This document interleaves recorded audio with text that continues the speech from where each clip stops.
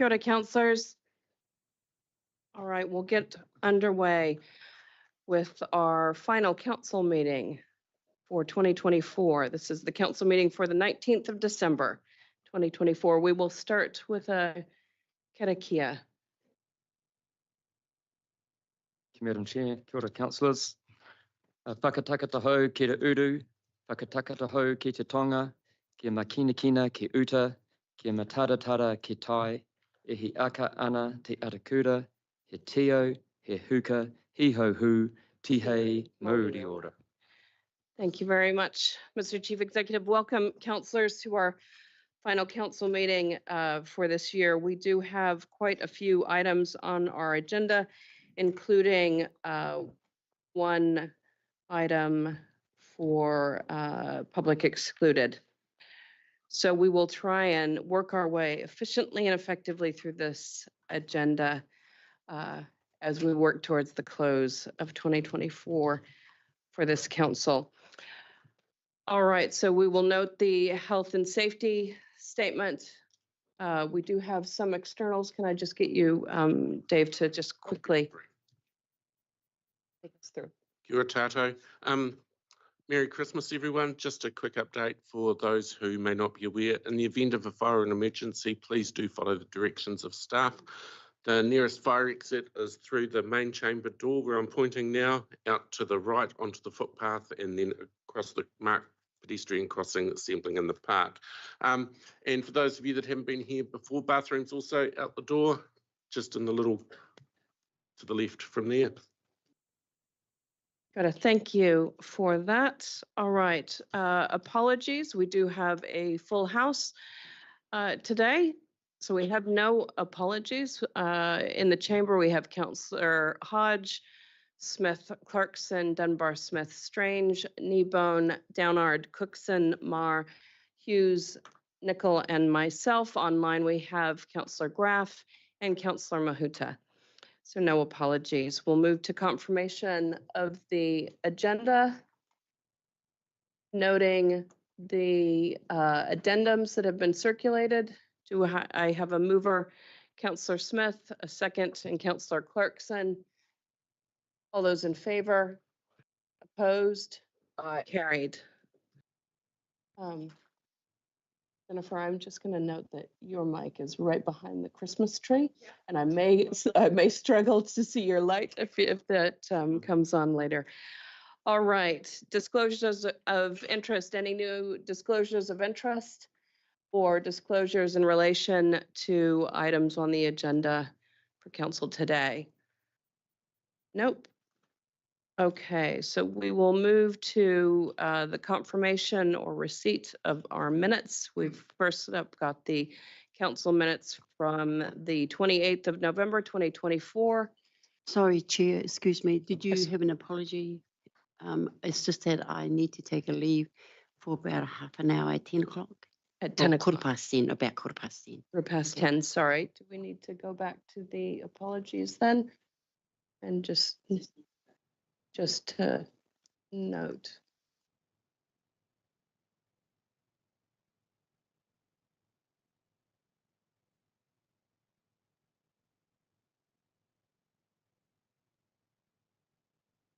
Brief absence, I guess.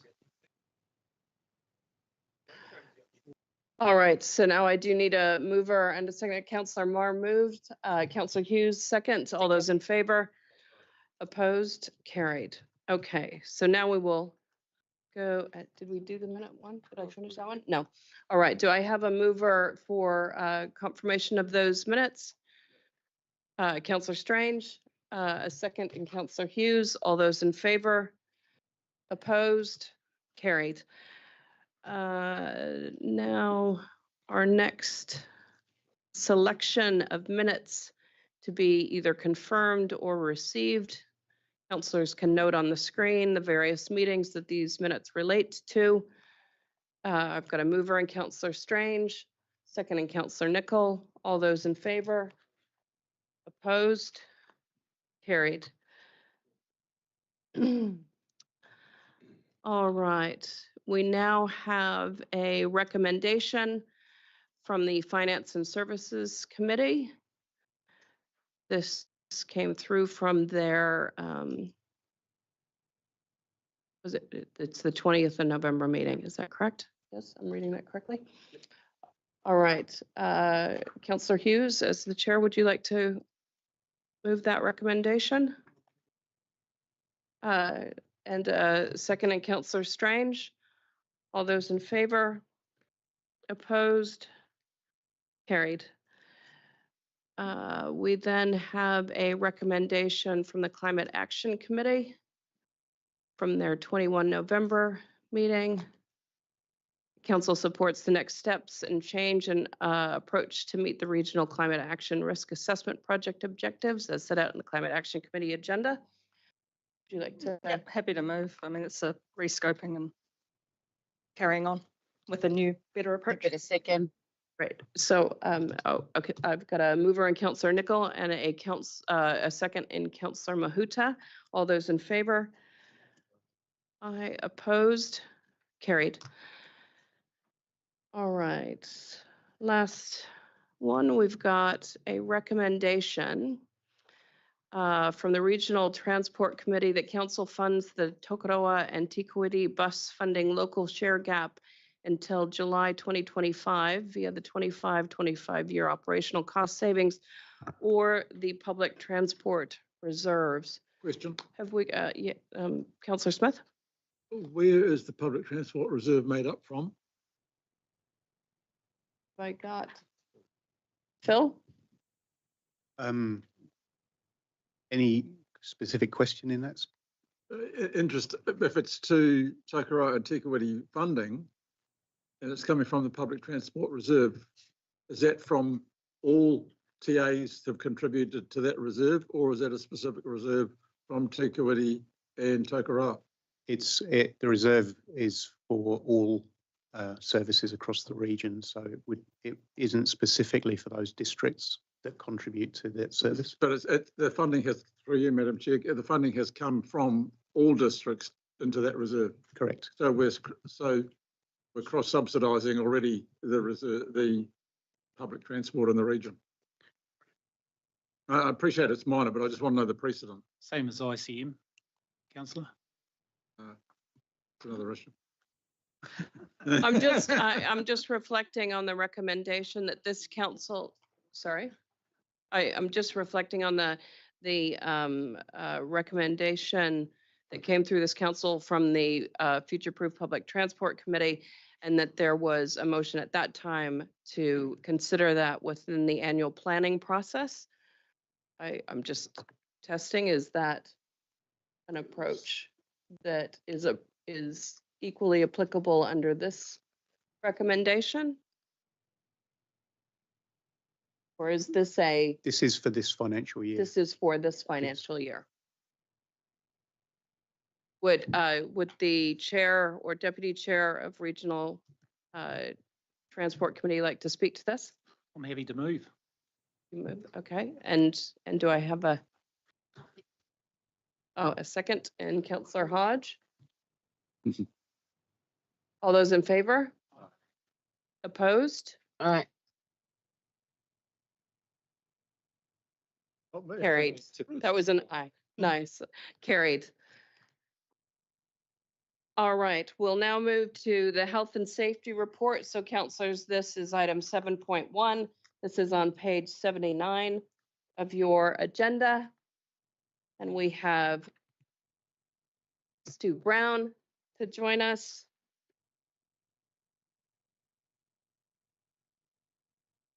Page 79. Stu. Morning. Good morning, Madam Chair and councillors. I'll take the report as read this morning and take you to a few key points in the report. You'll see under section 1 with the national events, the Ports of Auckland outcome there with their chief executive being prosecuted has been a significant item in the media recently, and has had lots of discussion in many different businesses there. And I guess it's really important that we recognise the due diligence that's required and know what actually happens on the ground, as opposed to what the the SOP or the standard might say. It's actually the show me element that's quite important. And here at Waikato Regional Council, the health and safety walkarounds from the executive are strongly contributing positively to that. As we move through the report, you'll see under the health and safety walkarounds with the executive in the previous month, Chris completed 2 of those. We continue to have those as a focus at our executive meetings, and we're looking at how we can, incorporate our critical risks into those walkarounds with the staff. So they're going well. Our sick leave had another little bump up again to 6.1 that you'll see, which is again above the benchmark there in 0.30. We're hoping that comes down as the summer comes around. And under EAP, we've talked about this a number of times, about our EAP service and utilisation of that. You'll see in 0.37 there, really just a point from the Ministry of Health around issues that are affecting people out in the population. Obviously, we take those people from the population and bring them into our employment here, so they come, with the impacts of things that are going on out there. You may have heard the term VUCA out in business, which is that volatile, uncertain, and complex, ambiguous world that we all live in now. So it's kind of important that we, keep this front of mind and ensure that we're doing everything possible to support our staff as they work with us. And that's what I have to cover today. Happy to take any questions. Councillor Marr. Yeah, thank you, Madam Chair. Yeah, Stu, I participated in the walk around in the Coromandel area just recently, a week ago, with our CE, Chris McClay, and just like to report back, really impressed with the health and safety work from the teams. We visited the maritime team, so their work and their health and safety briefing to us around the harbour, and then the wharf itself and on the boats. We actually went out on one of the boats on the vessel. So really impressed with that, and then our site visits to various sites around the Coromandel, really comprehensive briefings on health and safety, and vests and footwear and the whole, everything was covered. So and there was we did move into some areas where there were contractors weren't working at the time but had a lot of machinery and equipment like that. So really impressed in that, and it's that education is obviously out there, and it's certainly well taken up. So thank you very much for you and your teams and the team in the Coromandel. Brilliant, thank you. Great feedback. Thanks for sharing that, Councillor Marr. Councillor Dunbar-Smith. Yeah, just an unusual one, inappropriate placement of koi nets. Do you want to explain what that was about and how it relates to a member of the public and not our staff?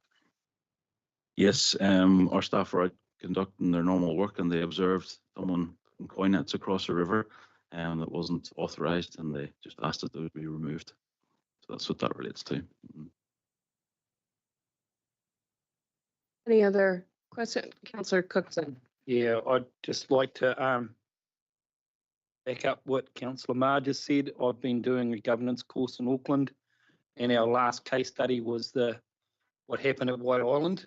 And as governors, our responsibility of what took place, or not what White Island, and going through our health and safety systems, I was quite able to use what we do here in my governance course of actually showing our responsibilities and how well we do things compared to what happened over there. So I take my hat off to you and your team that we are very professional, and we are enlightened, and we show councillors and staff how well we can do these things. So I highly, what Warren just said, Councillor Marr, I take my hat off that we are really well in this area, and thanks very much for your input. Cheers. Thank you. Nice. Any other comments from councillors? Any other questions? Got a mover in Councillor Marr, a second in Councillor Cookson. All those in favour? Opposed? Carried. Thank you. All right, we'll now move to item 7.2. This is on page 88 of your agenda. This is in relation to the Combined Co-Governance Committee and Co-Management Combined Joint Working Group, Waikato, Waipa, and Nauai o Maniapoto River Catchments Freshwater Policy Review. And we have Tracy May and Bruce McAuliffe. Kia ora, good morning, Madam Chair and councillors. I think I got the higher chair, Bruce, sitting on the floor there. Before we start, I would like to just introduce the folk behind me, and I apologise for my back. We have Antoine Coffin, our Chief Executive of the Waikato River Authority, and next to Antoine, Justine Young, Senior Policy Advisor. Some people in the room may know Justine, who used to work for us for many years, a few years ago. And to my right, behind me, if you can see behind me, is Billy Bruff. He is the River Iwi Technical Advisor. Billy was the River Iwi Technical Advisor through the entire Plan Change 1 process and has come on board to help Iwi with this process, and Billy's key role was facilitating our 5 River Iwi partners, and Billy's been pretty instrumental in the last 6 months to work with staff to get things up and running. So just wanted to acknowledge the folk who have come here today. Councillors, the report is pretty straightforward in front of you. I've got Bruce here who'll help me with any of the key technical matters. We had a workshop end of October, very beginning of November, that we took members through this process. At that workshop, we highlighted our statutory requirements. We also highlighted that the work of the committee this triennium, and it's very important to note that it is for this triennium. So it's really, the main role will be the formation of the co-governance arrangements to fulfil our JMA requirements in regard to the plan change development, and also to convene the joint working party that will ultimately discuss the process to be adopted for the preparation, review and plan change, engagement and participation processes with our river settlement iwi. And as we mentioned at the workshop, that is in addition to our local government and RMA requirements. They are our requirements that we worked with our iwi partners with since 2011, and also the general form and content of the document. So those are the kinds of things that we are hoping to take to the committee in the new year. We are looking at a first meeting of the committee in March, and that will give sufficient time for our river iwi partners to have had conversations through their trust boards and be ready to bring their appointees to the first meeting. That's it, Madam Chair, from us. I have a question. Yeah, thank you. Thank you, Tracy and Bruce, for your work on this. I'd like to move this motion and suggest some names for nomination within number 3. Madam Chair, if I can just apologise, that was probably something that we omitted, even though the recommendation had been through about 4 or 5 sets of eyes to actually state that we would be looking for the five nominations of councillors for the committee. Yep, so Councillor Downard, Councillor Kneebone, Deputy Chair of Council, Councillor Clarkson, Councillor Smith, and Councillor Cookson.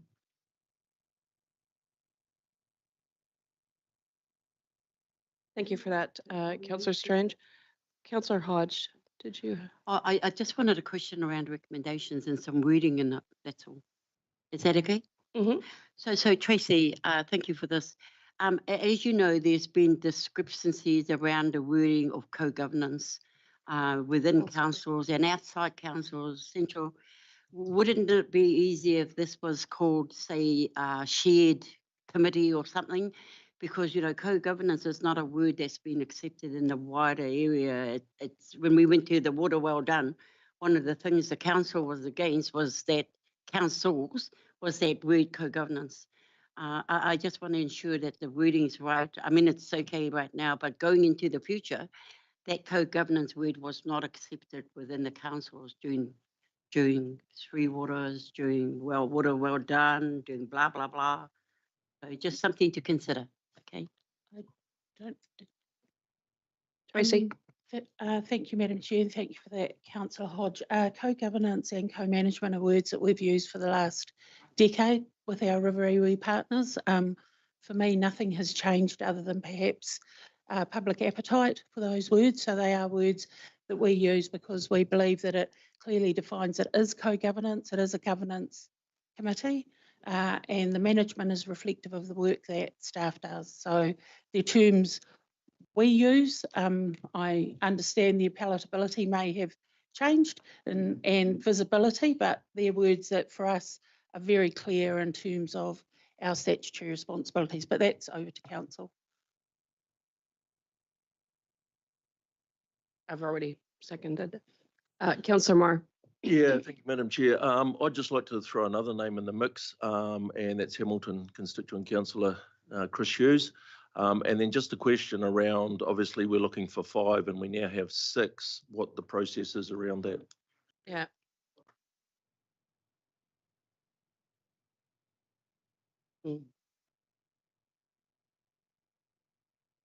I just need a light on you. Sorry, Sorry. I don't know how to repeat myself, but I made the point. Thank you.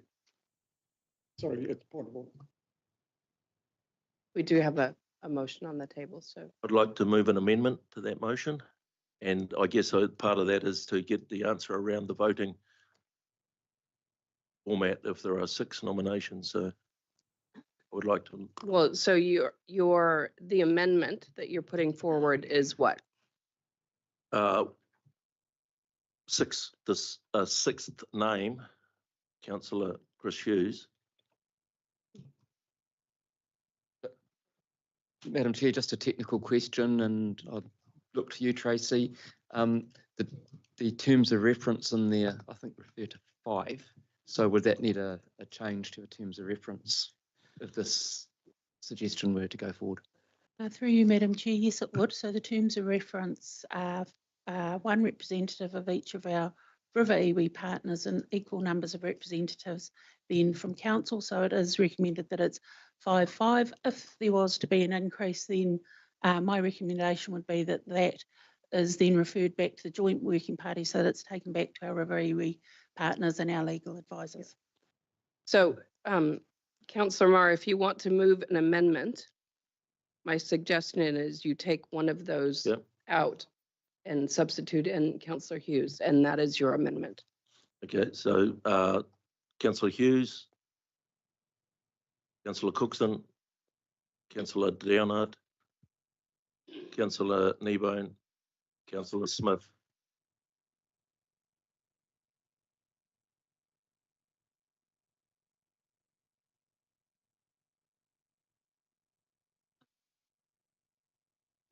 Councillor Hart. So I'm lost in this. So maybe we go 6 names and vote for 5?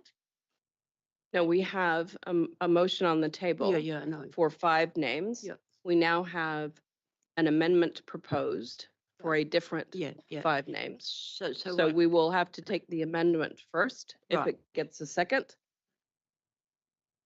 And we will vote on that. And then we will vote on, depending on whether it wins or loses or passes or. I guess I'm just trying to make it a lot easier. You've got 6 names in a hat, take it, vote for 5 and end story. But hey, but we have a motion. Amendment is the best way, then I'm all good because I refuse to accept 6, but I'm happy with 5 and I don't care how we get to 5. But I think putting 6 names in a hat and we vote for 1 each would be a much more simpler way than having an amendment and dropping a person because of that. That's it. Yeah. All right. Do I have a second for Councillor Marr's? Councillor Cookson. Question. Yes, Councillor Mahuta. Is the 6th intended to be an alternate? Should anyone not be able to show? Could have. Is the the terms of council reference? Madam Chair, if I can help perhaps with the alternate. So what we found last time when we went through the Plan Change 1 process is that we needed to have continuity. So while alternates are very important, we need the person really travelling through the process. So I just wanted to make that that observation. It's very important that you stick and you go to each of the meetings, one, to form the relationships that are very critical, two, then to do the work. But that again is over to council if they wish to appoint alternates. Yeah, because I'd considered whether to be an alternate. I was really interested, but at the same time, looking at the names, they're all names that quite regularly show up. So I'm comfortable leaving it until we find that it's a problem. We can always bring it back to council to appoint an alternate later on, should we find it's an issue. And noting it is probably only going to meet once or twice, or not a huge number of times before the end of the training, and then we'll go through all this again for reconstituting. Right. Councillor Marr? Just a question, Tracy. Yesterday it was sort of articulated to us that there's probably only one meeting, but I see in our calendar there's placeholders for at least 3 before the end of the triennium. Yeah. So just for councillors' time, obviously. Yep, through you, Madam Chair, it's always better to pop them in the meetings in the calendar as early as possible, particularly when we are coordinating, and it's the magic that Billy helps us with, coordinating with 5 River iwi trusts as well. So we have popped the 3 in there with advance notice that iwi have provided of their trust meetings. I would suggest it's 3 at a minimum at this stage. All right, we have an amendment that has been moved and seconded, so we have to take that one first. So all those in favor of the amendment?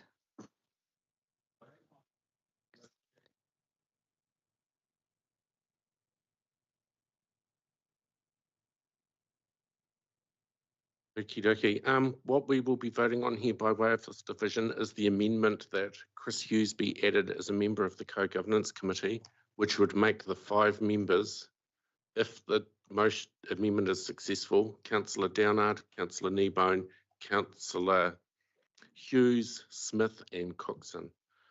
So I'll...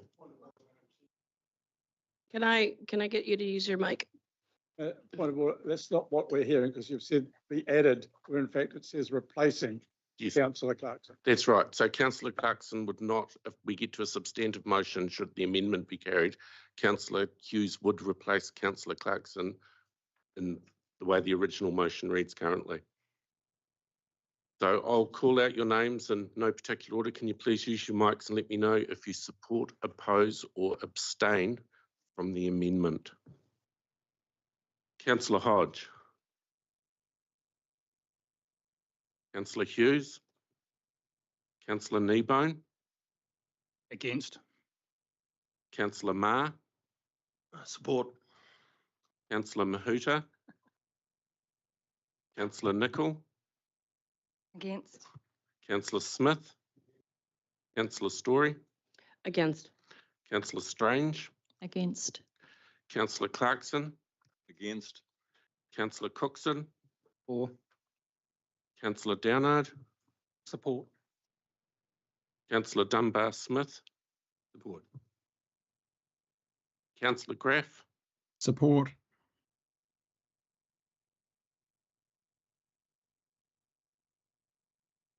Support. The amendment is lost, 8 votes to 6. All right, so we will now put, we call this a substantive motion? Yep. Right. We will now put the substantive motion. All those in favor? Vision.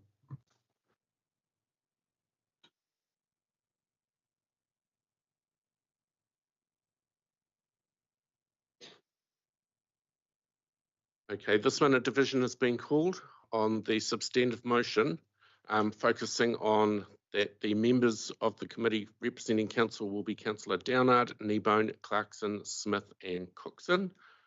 Again, I'll call your names. Please use your mics and indicate if you support, oppose or abstain. Councillor Marr. Oppose. Councillor Mahuta.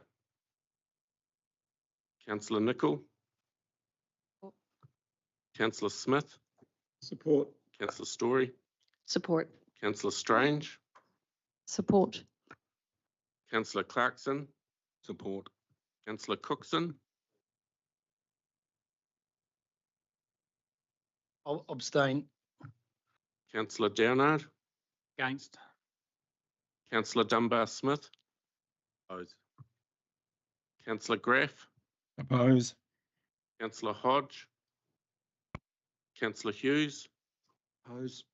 Councillor Kneebone. Support.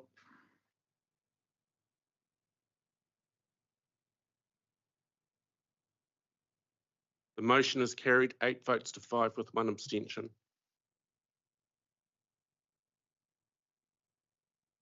All right.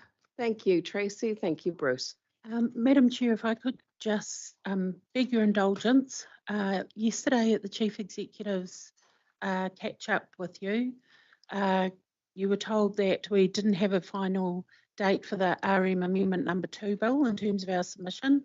Our submissions closed on the 10th of February, which is before strategy and policy. So we've already asked the Clerk of the House for a 3-day extension. If we're unable to get that 3-day extension, we will be scheduling in a submission subcommittee in early February. Just wanted to give you an update. Great. And I will leave you in Bruce's hands for the next item. All right. Thank you. So we'll now move on to item 7.3.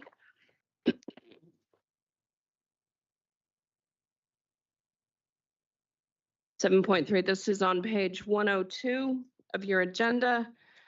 This is in relation to the Minister of Conservation approval of the proposed plan change to the Waikato Regional Coastal Plan. Ora. Bruce. Good morning, councillors, Madam Chair. Just like to introduce you to Mariana Tatai, Senior Policy Advisor in my team, and she's helped prepare the paper. So this is plan change 2, which is a private plan change to the Waikato Regional Coastal Plan, which has introduced a new rule and amendment to a policy. And we just want to make, it's been through all the RMA Schedule 1 process, and we simply need to now advertise the operative date. We've already approved it. It's been to the Minister of Conservation, Honourable Tana Patata. He's approved it, and we just want to get your approval to notify an operative date, which we've recommended as I think it's 22nd of January 2025. So, yeah, so we've got everything in line to do that. I've got Councillor Hughes, then Councillor Smith. Councillor Hughes. Thank you, Madam Chair. Yes, thanks for the paper and presentation. When this was first workshopped, I asked that in the interests of safety for boat owners, that the outer extremities of the fish farm with moorings anchored, that there be clear lit buoys so that navigation is not carried out between the farm and the extremities of the anchors, so that because if somebody is fishing nearby, which is what's going to happen, and they drop an anchor on top of that, they're going to lose their anchor. It's a safety issue as far as fishing and also just common sense. And I don't see that in this diagram. Is it contemplated that those outer extremity anchors will be clearly marked at sea level? Understand it probably would be, because by the navigation bylaws would need to be, yes. Because it's not shown on here, and I just want to make sure that we don't miss that. Okay, I'll come back. Defer to my expert on the right here, but having fished out there and having seen people with anchors hooked around the mussel farms, then it is an issue. Yeah, it's something we can run for you, councillor, and come back. Yeah. Councillor Smith. Thank you. Good report. Happy to move. We've got a mover in Councillor Smith and a second in Councillor Kneebone. Any further discussion? All those in favour? Opposed? Carried. Thank you. And lovely to see you around the council table again. Kia ora. All right. We now move on to item 7.4. This is on page 108 of your agenda packs. This is in relation to the Port of Taharoa navigation safety function request for funding. And we have Director Sinclair with us. This paper. Morning, councillors. I believe you're very familiar with the issue and familiar with the paper, so I won't recite what's in the paper to you already. I'll just give you a little bit of an update on one matter since the paper was written. As you'd anticipate, Chief Executive and myself are continuing to have conversations with Maritime New Zealand around the timing. They are positive conversations that would require some process at their end, but hopefully that will result in a slight extension to the 1st of July date through to a date closer towards the end of the next calendar year. That's not confirmed, but that being the case, that would give us obviously a number of additional months to be able to undertake the preparation works that would be necessary and to give the right guidance to yourselves. And hopefully that additional time would limit the amount of additional money that we would need to spend. I'm still requesting that funds be put aside as a fund that will be needed, but we'll do our very best to use as little of that as we can. But at this stage, as I mentioned the other day, until you really know what you don't know, you just need to have the contingency for that funding to be able to do this work well. With that, I'll take questions. Any question? Oh, Councillor Smith. Yes, I take on board a comment Councillor Hughes made last week during the budget discussions, in that those who a future expenditure should be paid for in future years. So that's, I'm paraphrasing what he said, but we're looking to take, or the recommendation is to take $100,000 from the 5.711 million, if I remember the figure correctly, surplus from last year, and put it towards doing what work, which we don't yet know what it is, to ensure this is in place. I'm really concerned that this shouldn't be financed from the prior year surplus. If it needs to be funded, it should be a reserve created and put against the operations of that port, if I can call it a port or a buoy. That pot of money is not something to just go dip into because it's there. We've yet to consider really in the fullness of consultation what that surplus is used for. And I think to grab this money without really putting some thought into it, and I'm happy to, if necessary, if there's support around the table, to move an amendment that a reserve is created and any expenditure is,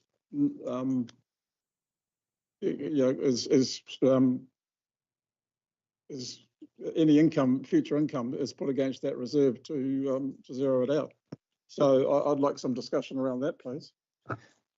Madam Chair, if I could just clarify one thing that Councillor Smith said, and it's not to do with the suggestion of a reserve, it's to do with the need for consultation about the use of prior year surplus. My understanding from Janine in the past is that Council can make that decision without the need for consultation. Madam Chair, discussion around whether it should come from prior year surplus or a reserve should be created and expenses recovered in a future year. Who would like to speak to this? If I can speak to, because seeing Councillor Councillor Smith raise the issue, I did raise the issue last couple of weeks ago. And just really following on from that, the terminology that Councillor Smith's using is probably not quite correct, but what I want to make sure is that all the costs that we incur from the time of first engagement, which has already happened, are being collected into a separate account, which is then charged against the operation that we'll be seeking to be, we have been asked to protect and to manage going forward, so that there's not a cost on the ratepayers. The cost is captured and levied back against the Taharoa Sand Company or its operating trust. So that, I hope that's captured the intent. That's what I requested at the time. So I'm happy to move an amendment if that's necessary to capture that. Yeah, I just want to make sure. First of all, Councillor Smith, would that address your? That encapsulates it. Yeah, thank you. Okay, so I just want to make sure that our wording of the motion reflects. You going to make another comment or? I just want to make sure the wording of this motion reflects the intent here, which is that we essentially are ring fencing. Would that be the word? All the costs that are associated with this transfer of duties to us so that we can ensure we levy these against the commercial entity that is benefiting from the establishment of this. So, Brent, if I could just make a comment first. Sure. So I absolutely understand the intent of that and support aspects of it, but I think Brent made the comment that we don't know what we don't know, and whether all of what we don't know can be put against a company or not, I'm not sure. For example, we must have a navigation safety bylaw in place. Well, fortunately, we've already got one. But we'll just need to check that it's appropriate for it. Now, of course, then there becomes whether there's public good factors involved. So we'd have to work through that process. But the intent, Brent, you might want to comment on of ring fencing things where it's clearly for a one user benefit. Yeah, whether we'd be able to do that. So absolutely, to answer your question, Councillor Hughes, ring fencing, the costs associated with this is a simple exercise. The more difficult exercise is then to determine under what legislative power we have to recover elements of that. So council will be aware when it puts in place. It's not somebody transferring us their power, it's our function that we transferred, and they are relinquishing that transfer. So this is a function of this council. And so the question then becomes the establishment costs for undertaking a function versus the ongoing operational costs. So as Councillor Smith said, future costs will sit with future users of us exercising our function. The question becomes the legal mechanism for charging somebody for delivering a function that is a requirement of the law for us to deliver. I can't give you advice today whether or not you have the ability, what the ability you have of recovering those costs. Absolutely, I committed to Councillor Smith to investigate what that opportunity is, to ring fence those costs and those costs that can be on-charged, to on-charge those costs. Yeah. So I believe councillors are hearing you. What we want, the intent of this, what councillors are asking is that we are cognizant and have clearly identified all of the expenditure that this council will incur through this process, noting your comment that some of it may not be recoverable by law, but councillors are wanting to understand the full impact financially of this process. Absolutely, So, and absolutely we'll report that back to council.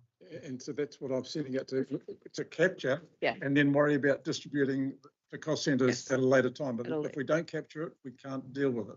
Absolutely, and I believe that that is what is reflected in this motion. So fundamentally, councillors, for me to go and engage somebody to do something, I have to have budget to do so. And so what this is identifying is the need for budget to be allocated to undertake the necessary works. In future, where there is an opportunity to recover those costs, we would look to recover them. But in the first instance, I need your authority to spend money, that's Councillor Mahuta. Thank you for the report to the councillors for being mindful of how we cover these costs. Wouldn't want this particular enterprise treated differently from anyone else around the country, but understand that we've got to establish this. Wondering what we can gain from partnering with Taranaki. They run ports. They've got this maritime stuff in play, not unlike how we manage part of the lower corner of Auckland's catchment needs. What could Taranaki do for us so we don't have to try and grow this third head? And or Tauranga, because we don't want Astrolab, right? They've done all the learning. Bay.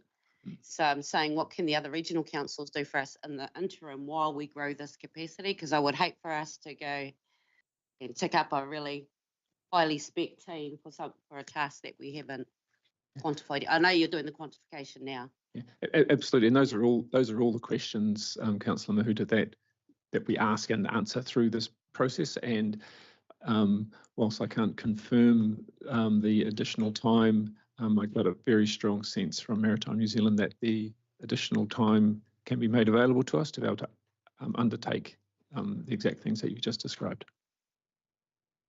Councillor Kneebone, did you want to speak to this item or no? All good.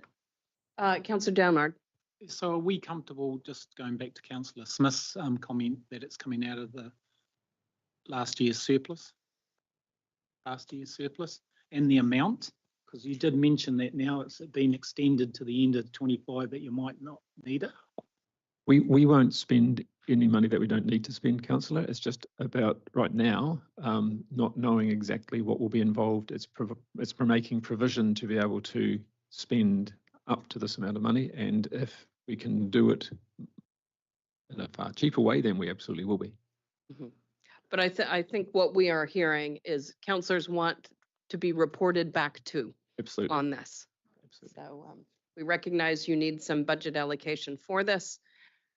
Don't spend it if you don't need it.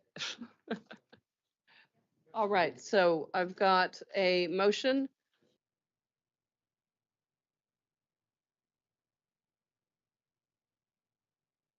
Have I got a mover? Councillor.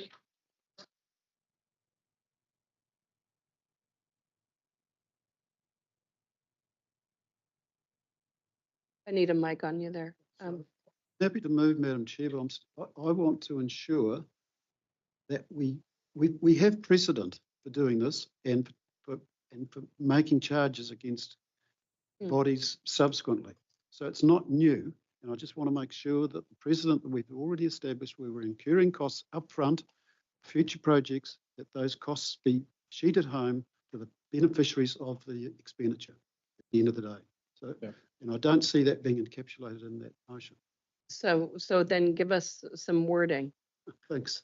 So what we've got there is the staff investigate the possibility of these safety function expenses being ring fenced and paid for by the port user. Okay.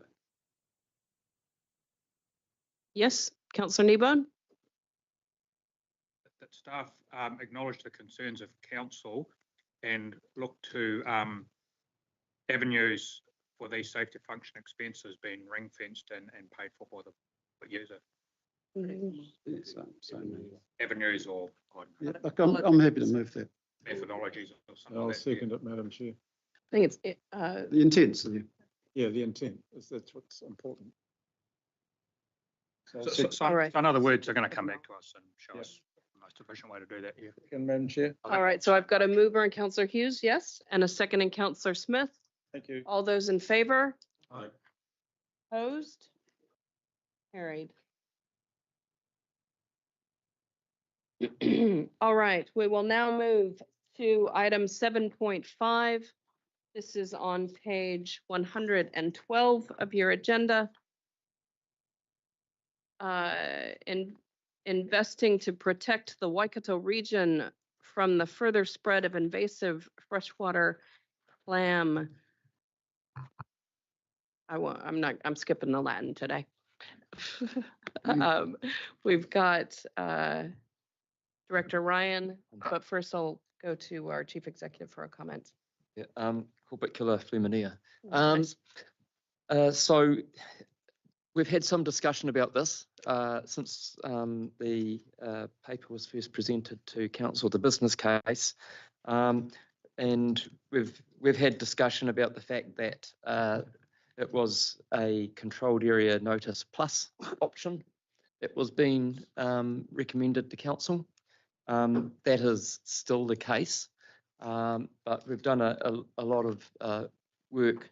There's various people involved in putting this together to outline what that involves and why, and hopefully that with some of the information that might be able to get presented, it will answer some of the questions that you've been asking of us. But anyway, Greg's put his hand up to bring this back because other staff on leave, and we've got other staff who will try and assist the discussion. Yeah. Greg. Morena Koto. Thank you, Madam Chair and councillors.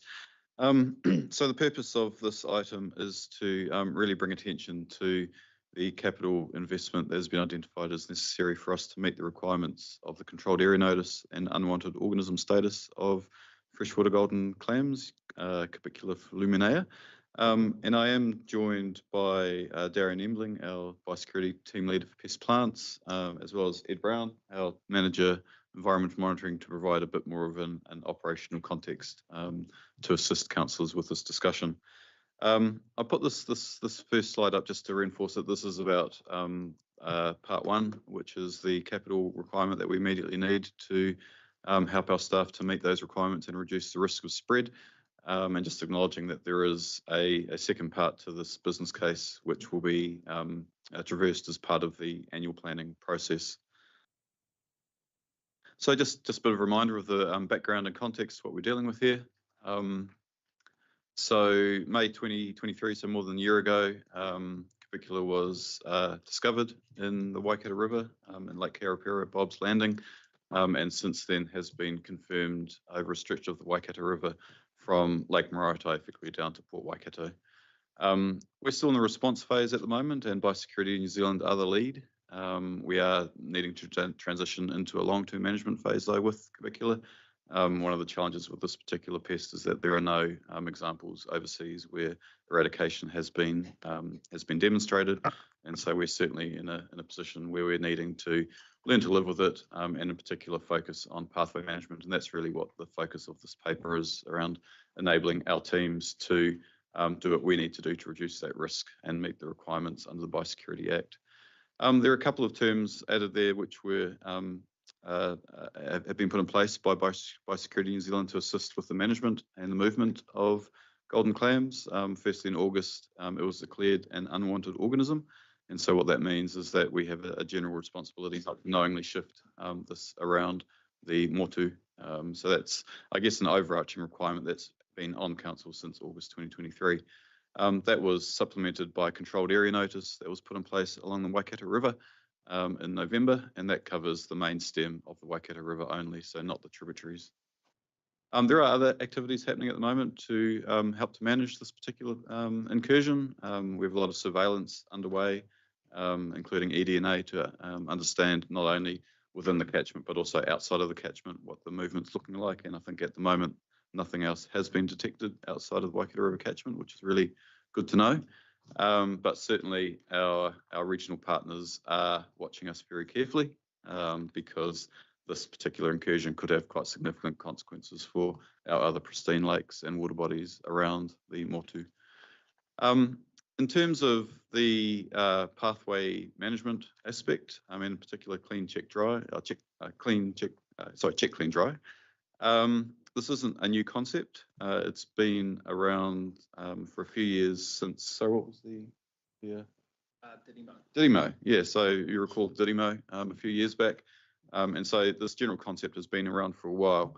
But what we have come to understand with this particular incursion is that those existing protocols aren't sufficient, and that additional protocols are necessary to make sure that we are effectively checking, cleaning and drying in particular equipment that comes into contact with Waikato River water.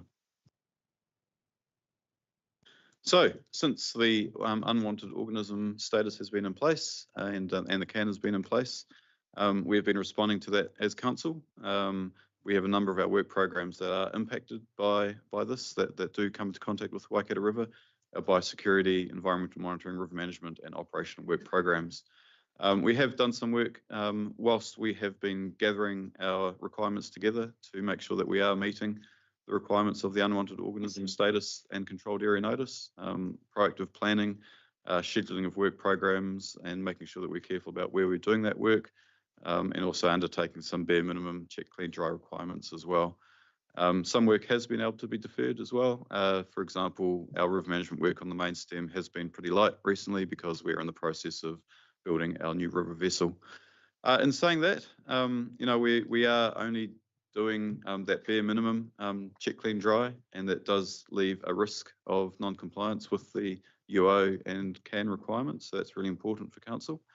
Some of the programs that we have don't have the necessary flexibility and adaptability that they normally do. So, for example, with our spray programs, often our plant pests span a wide area and require movement across multiple water bodies. The situation that we have at the moment is where we need to focus either within the main stem of the Waikato River or outside, and it really does reduce the flexibility of those operational programs, even from day to day, and being able to move from a controlled area notice to an area that's not covered by that. As I said, the main channel program is currently pretty light, but it will be ramping up shortly with the vessel being delivered, so we can expect increased requirements to come through within the year. And some work that we have been able to defer, that can't be deferred forever, and so we do need to pick that up.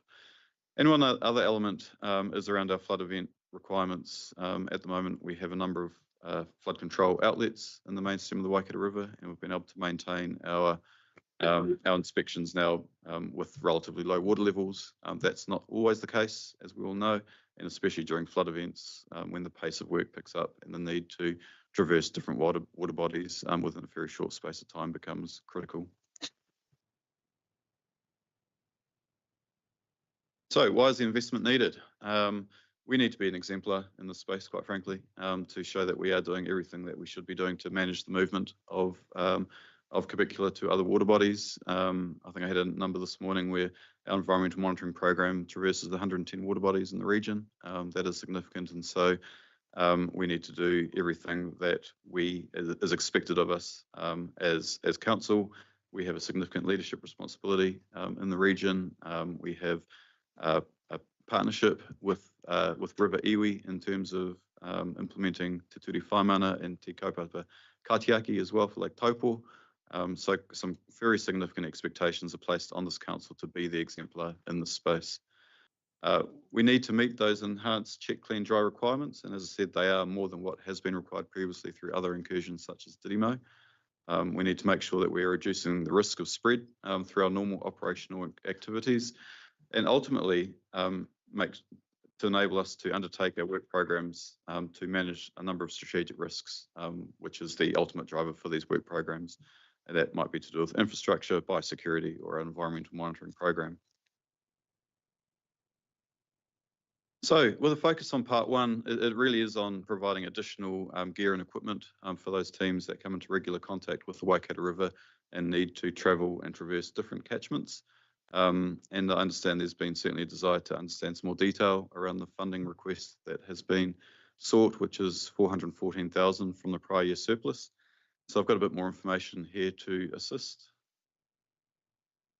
This is a breakdown of the request for 414,000, which has been brought together from the coalface. So we've basically connected our teams that are delivering work programs within the Waikato River catchment to understand what those check, clean, dry requirements are, particularly stand down times for gear, and therefore taking into account the type of work that's required, what additional equipment would be required. So you can see there it's a mixture of gear, equipment and vehicles. Gear is very much in the PPE space, so whether it's waders, personal protective wear, so PFDs, even boots, gum boots, basically anything that would come into contact with water. We have a range of equipment that we use to do our mahi in the river as well, so it's important that we have a depth of provision to enable stand down times for that equipment so that it does meet check, clean, dry requirements. And you can see that also with all this additional equipment, we also need a couple of additional vehicles as well to enable that. A bit more of a detailed breakdown across our teams. So you can see here, these are the different teams that will need to be adopting these protocols and meeting these requirements. And so you can see here a breakdown of the different capital requests through those teams, and also the staff numbers involved with those various teams. So we're looking at just over 50 people involved in different functions for council. So, Madam Chair, that's a rundown and hopefully a little bit more detail for councillors to consider this request. As I said, it's really critical for us to do what is expected of us. We are certainly not expected to do the bare minimum. We're expected to be an exemplar in this space, given our function that we have in biosecurity and also our critical stakeholder and iwi partnerships in the region. So I'm happy to pause there and open for questions. All right, I've got a speaking order of Councillor Mahuta, Councillor Downard, and then Councillor Kneebone. Councillor Mahuta. Firstly, a few comments, but again, I support the direction and would move the recommendations. But not our fault, but it's gone from MPI to transition to us. And I think the community with the most concerns we're ineffectively engaged. What are we doing to do that better? As we build everybody's responsiveness, because when we were out in Huntly the other week, even the energy companies want to know, even though it's not in Huntly, you know, the net impact over time. And so between them and the fresh water needs, I'm saying we've got all these partners. I know they're not named specifically, but it's in their interest to stay with us through the life of this project.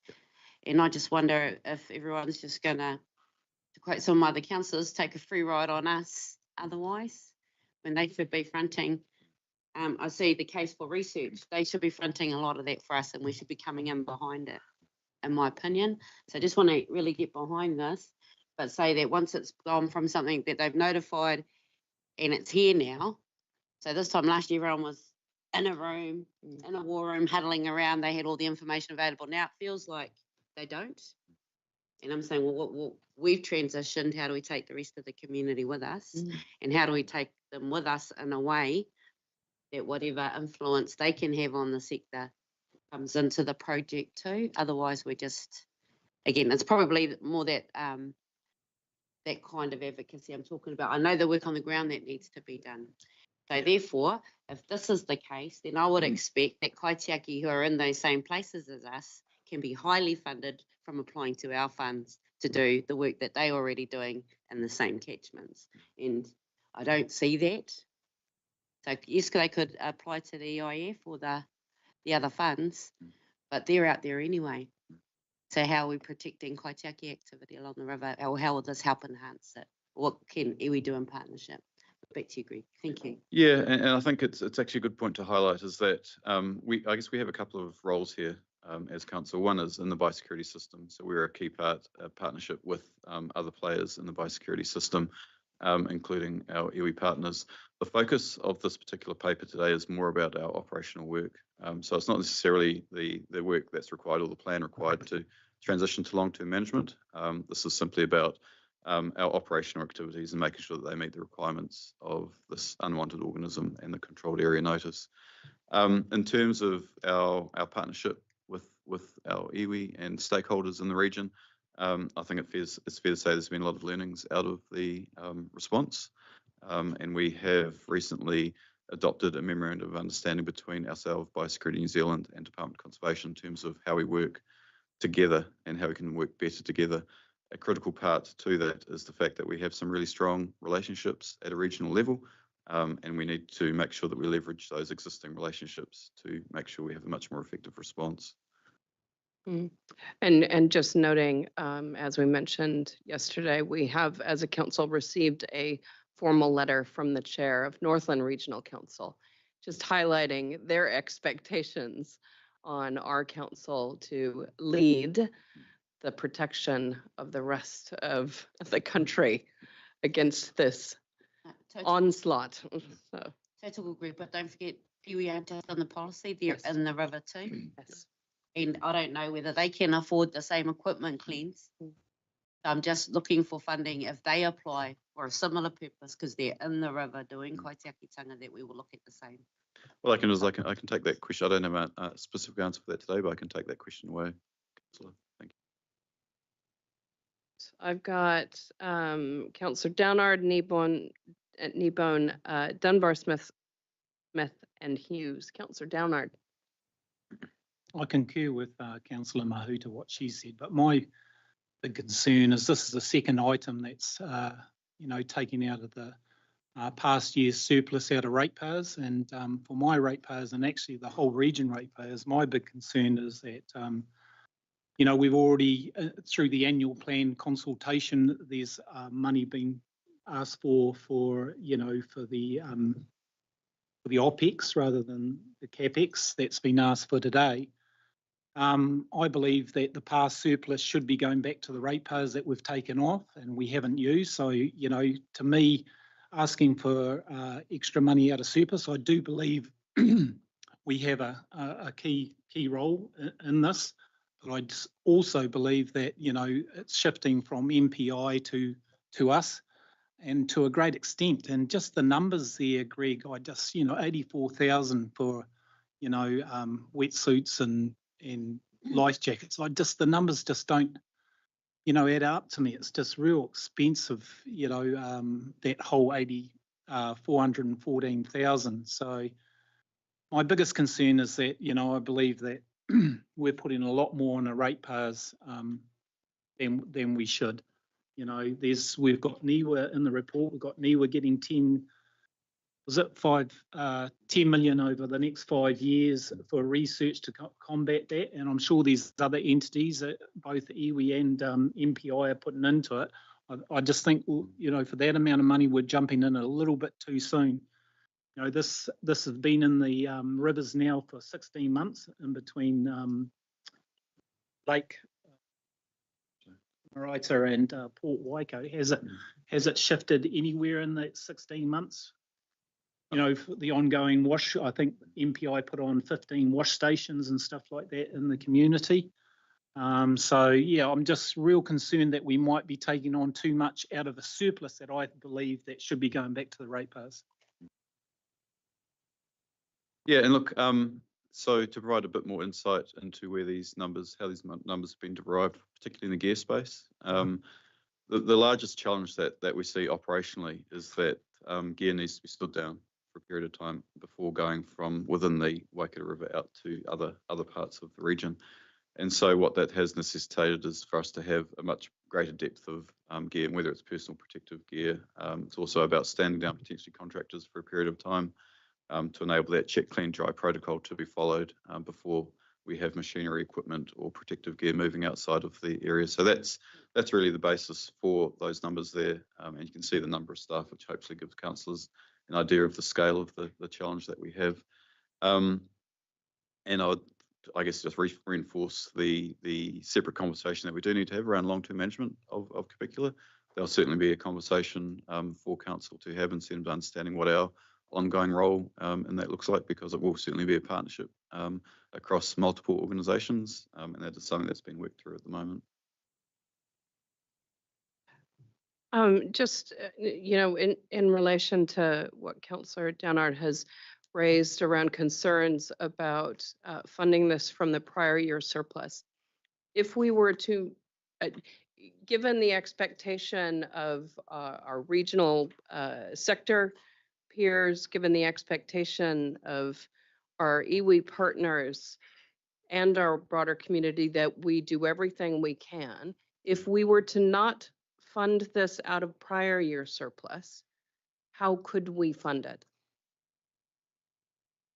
Want to respond to that, Chris?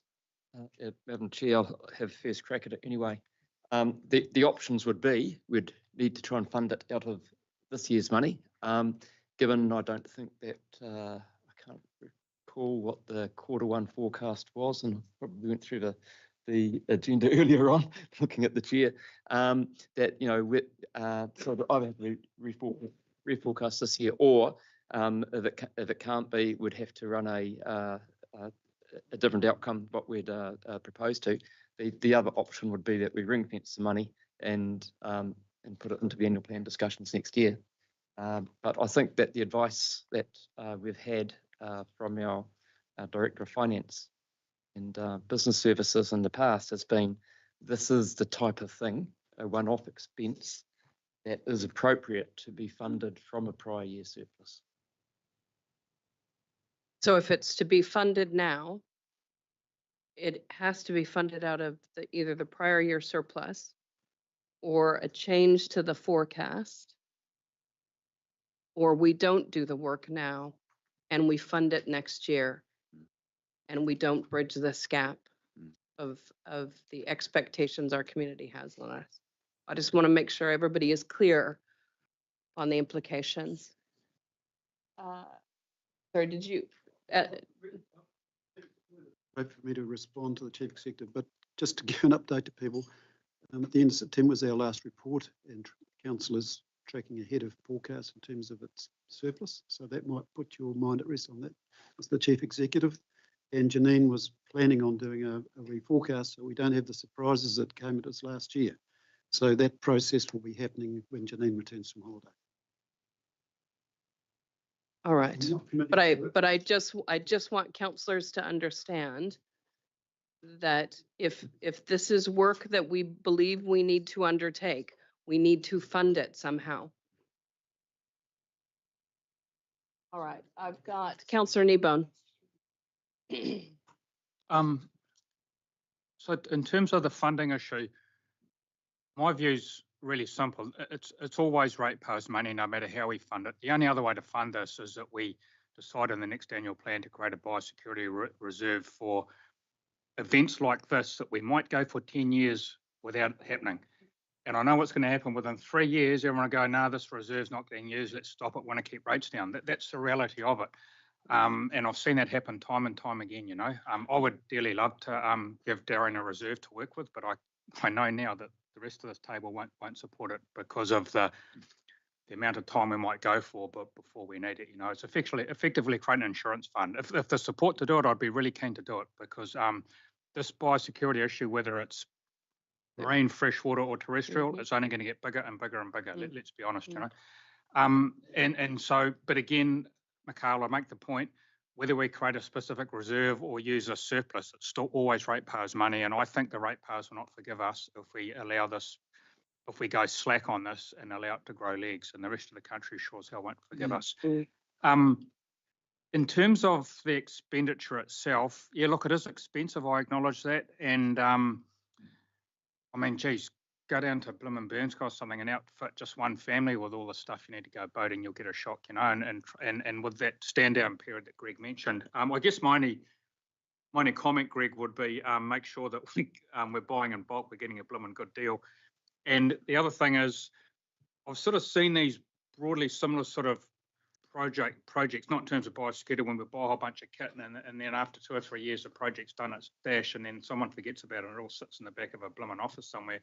Just make sure we don't do that. So if the need for this kit doesn't exist in 2 or 3 years' time, we've got another outlet so it gets utilised, and that might be sharing it with another council. I don't know, but anyway, just I guess my main question though, Greg, watching what happened in the Bay of Plenty, and I understand they didn't have it there, so they put a lot more effort into making kind of effectively what we're doing now. And they had a lot of support from MPI to do that we didn't have here, as I understand it, because MPI had understandably decided that it was already here, so it was more of a containment rather than a preventing an incursion. Are we getting, or is any chance of getting any more support out of MPI in the way that Bay of Plenty did, or not? So I think the support that MPI provided to Bay of Plenty was around the initial incursion. The nature of the investment we're talking about here is actually the ongoing operational response to that over a number of years, as opposed to necessarily that initial response. So there was certainly a little bit more, I think, from memory in terms of washdown stations and things like that. That's to help the public to understand the challenge and also do what they need to do and feel a bit more comfortable in terms of, for example, moving recreational vessels between waterways. This requirement here is very different. This is effectively, it's a requirement that's placed on council just like any other user of the river in terms of meeting those check, clean, dry requirements. Okay, no, yeah. Just along the lines of what Councillor Kneebone has raised in terms of we spend ratepayer money to undertake additional work and as things come up. Can we ensure, along the lines of what we said about the Port of Taharoa, are we collecting the total dollars we are spending as a region in relation to fighting this new incursion, just in support of our narrative as part of the regional sector of the impact of any slowing down or retreating from protection of our borders of invasive species. I'd just like to make sure that we are collecting that information so it can form part of our feedback to central government on the cost of these types of responses. I've got Councillor Dunbar, Smith, Hughes, Marr, Clarkson, and Downard again, but you have already spoken. So I do want to get through this. Councillor Dunbar Smith. Yes, I support what Councillor Downard has said in relation to the 414,000 that's suddenly been requested of us from last year's surplus. I mean, that's 0.4% rate decrease that could happen if it wasn't this.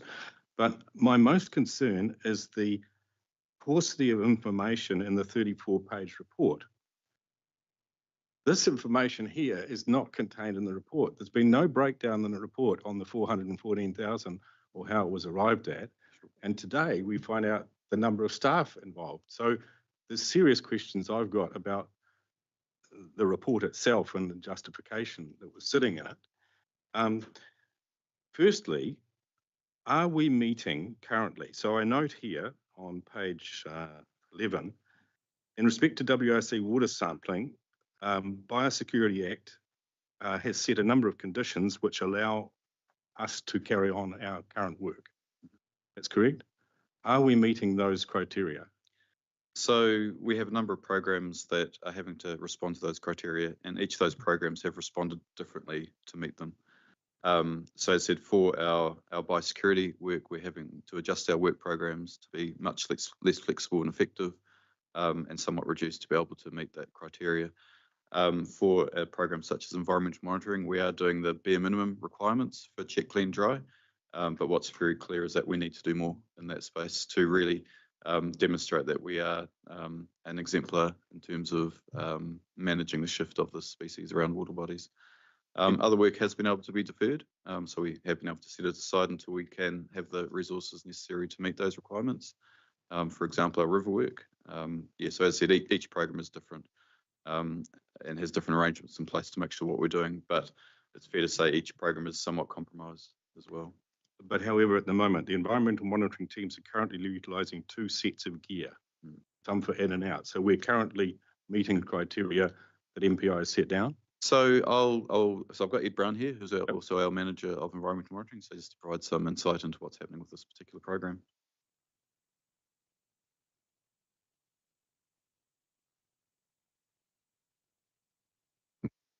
We are meeting it strictly to the requirement, and it is minimum as described. So when we go down the Waikato River, where the red line is for the can, if we sample from the Waikato River, we are meeting the requirements. But many of our monitoring sites could be on a tributary, and it may only be a short 50 metres up the tributary, and that's outside the can, but it's where staff are going in. And that water, in theory, is just as much at risk from the clams, but MPI has simply drawn a line on the river. So yes, we have 2 sets of gear which are helping us for when we only sample from the Waikato River, which is a small number of our sites. It's about a dozen sites out of our 110 that we visit each month. So but just clarify, there's 10 sites that we're currently in the Waikato River. Approximately 10 on the main stem, and then we have 110 throughout the region that we just do on our water quality runs each month. So we are meeting the bare minimum because a red line was drawn just on the main stem of the river. But we actually monitor many other sites, which are, like I say, 50 metres up from the main stem. And MPI didn't draw the line on those. They took their approach. So that's the concept of the bare minimum. We're meeting what's written, but we know that we can be the vector for taking it elsewhere, because in each day we are going to a site, we're in it for 5 minutes, and then we're moving on to the next site, and at 5 minutes moving to the next site. So, well, I mean, could you not do the other sites and have a dedicated team that just did the 10? I mean, can we go back the slide there? I know, I'm just saying that $196,000 is a lot of money for sampling equipment, et cetera, et cetera.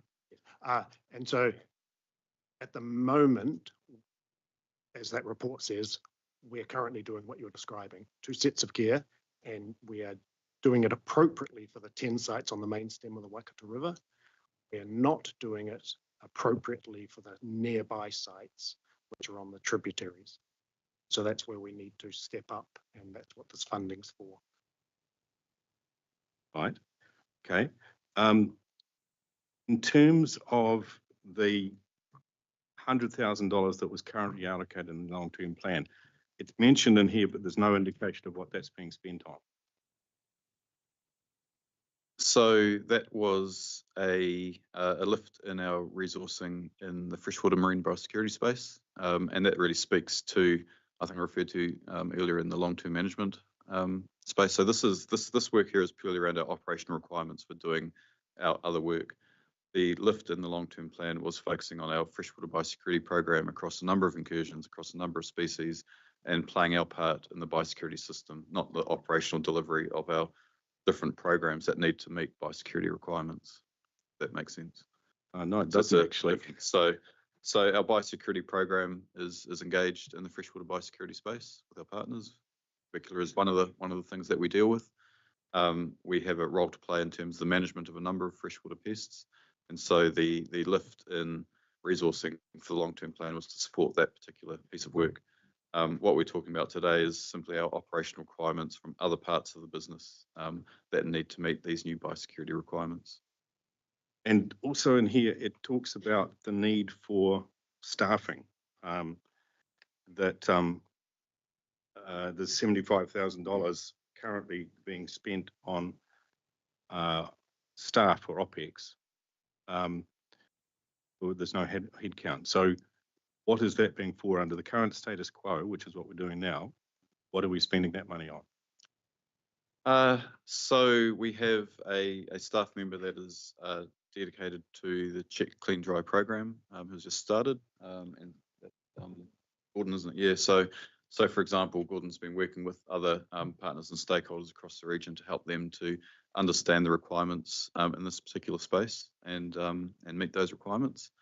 So one example was we had a recent boating event where craft were needing to shift from the Waikato River to the Waihapiako, and so there was a piece of work that was done that was led by Gordon to help those craft to be sufficiently cleaned and moved and shifted from one water body to another.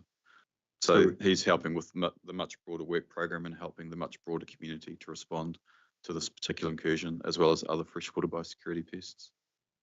So I note that in February, you're coming back for another $170,000 for someone to do similar work. So this is around our internal needs and making sure that, number one, we have the right training in place, not only for our staff, but also our contractors, because much of this work does involve contractors across a range of disciplines. We also need to have confidence, I need to have confidence that we are doing everything that we should be doing in this space. So a big part of this is auditing and checking and making sure that what we expect to be in place is happening, so that we can be sure that we are doing what we need to do to reduce that risk.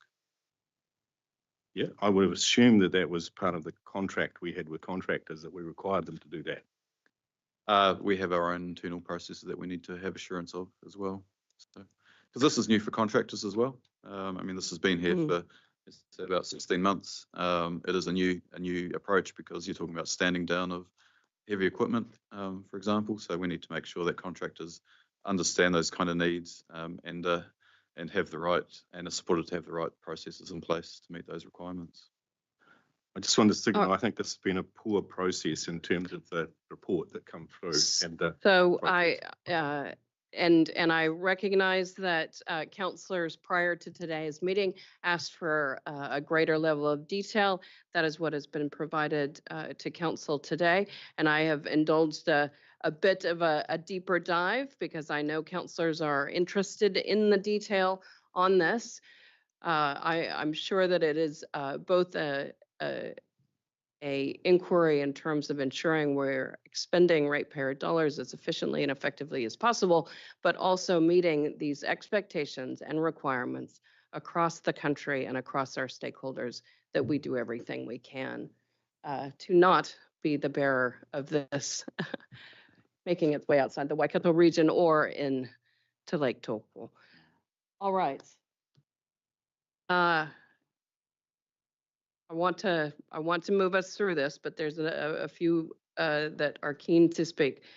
So let's make it quick. Councillor Smith. Thank you. Without restating what you've already stated, I think we need to look at what's caused this deeper dive and hope that the senior staff that authored this report and others just reflect on why councillors have taken this deep dive and let's move on from that learning. However, going back, and I've had the opportunity in the last week or two to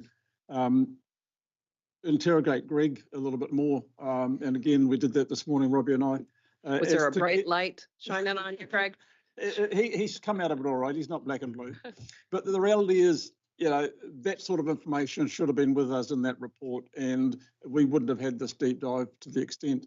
So this is not about MPI. This is about the regional council complying with the law. And the law, regulations, notices, whatever, are requiring council to act in a certain way. And some of those, which Ed's just alluded to, is to go 50 metres up realistically needs a land-based approach or another boat that is in clean water. And so that's why we've got all this expenditure. I'm not happy to see it.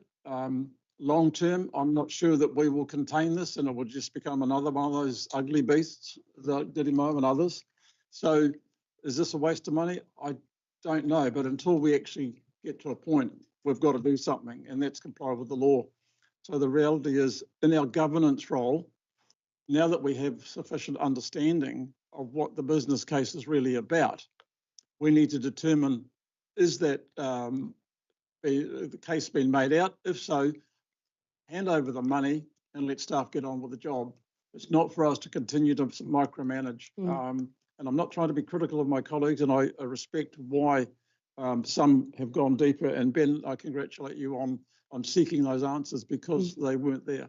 So the reality is, Madam Chair, we need to fund this to do the right thing.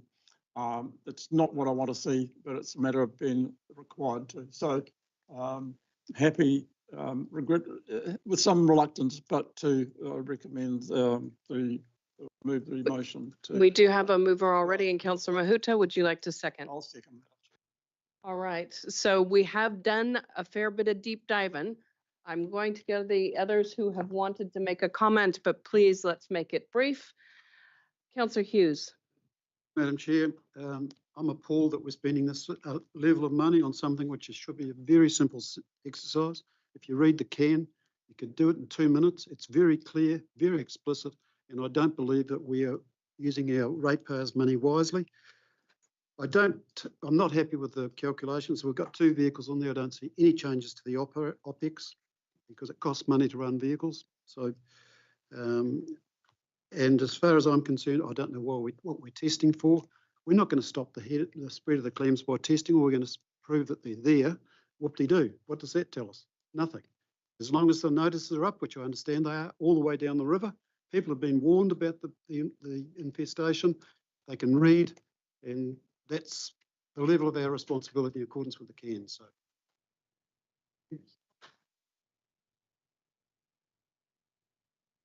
just to clarify that. Sorry, through you, Madam Chair. So in regard to the comment around testing, Councillor Hughes, we are not anticipating doing any further monitoring in our environmental monitoring program. It is just a consequence of the program that is in the river at the moment. There may be additional requirements for testing spread, but they come through from directives from MPI. So we're not, just want to be very clear from an environmental monitoring perspective, we're not adding additional sites. It is the requirement of the CAN and the unwanted organism declaration that would necessitate any additional testing. can I just respond to that, Madam Chair, please? The CAN is very clear in terms of what you do with, it's a very simple process to take equipment out of the water, wash it down beside the river, and then you can go and reuse it. Doesn't require replacing the equipment. All right, Councillor Marr, Councillor Clarkson. Councillor Marr. Thank you, Madam Chair. I'd just like to correct something that Greg said. It is in this report, and I quote, "It is noted that some funding, 100K, was received through the 2024-34 long-term plan to assist WRC teams in ensuring compliance with CAN requirements. This funding is required to continue to manage the risks related to the spread of tuberculosis until the project is stood up in relation to this business case." So my understanding, the way I read that, it was the full 100,000.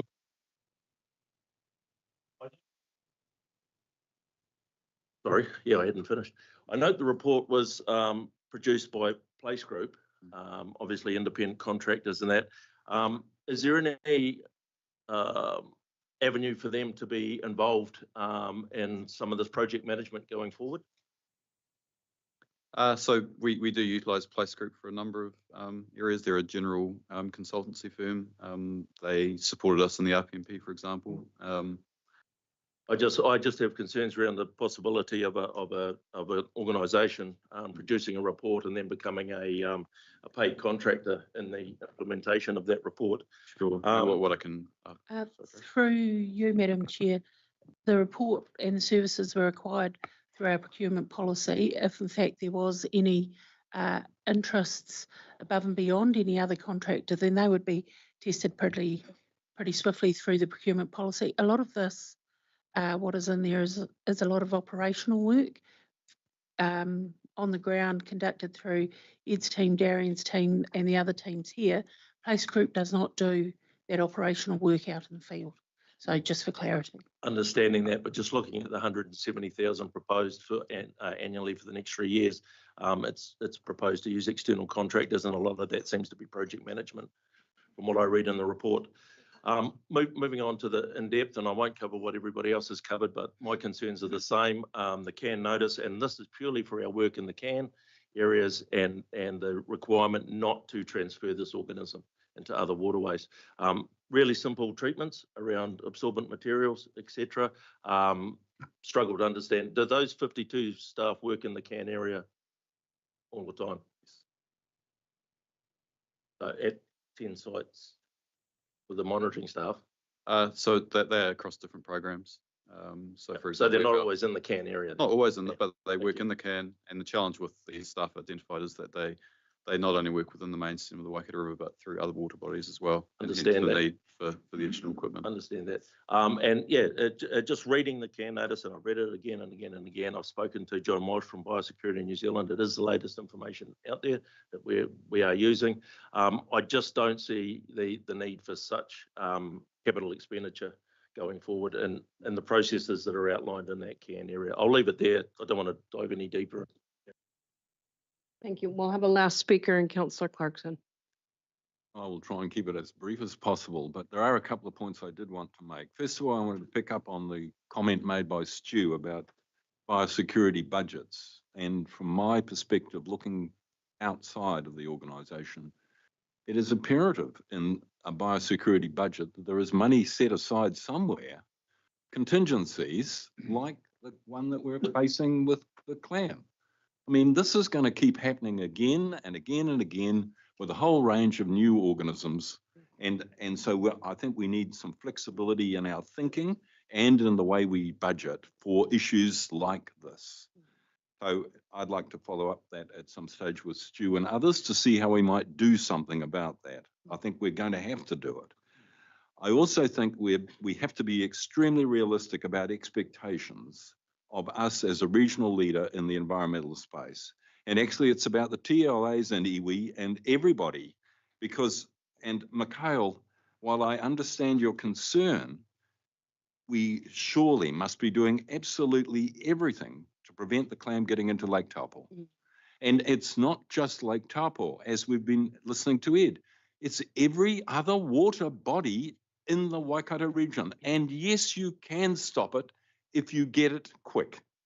And I am concerned to hear in the debate that essentially what we are doing here is covering our own backside in terms of our own work to make sure we are not the people distributing it more widely across the region. I'm concerned about insufficient funding going to wider surveillance.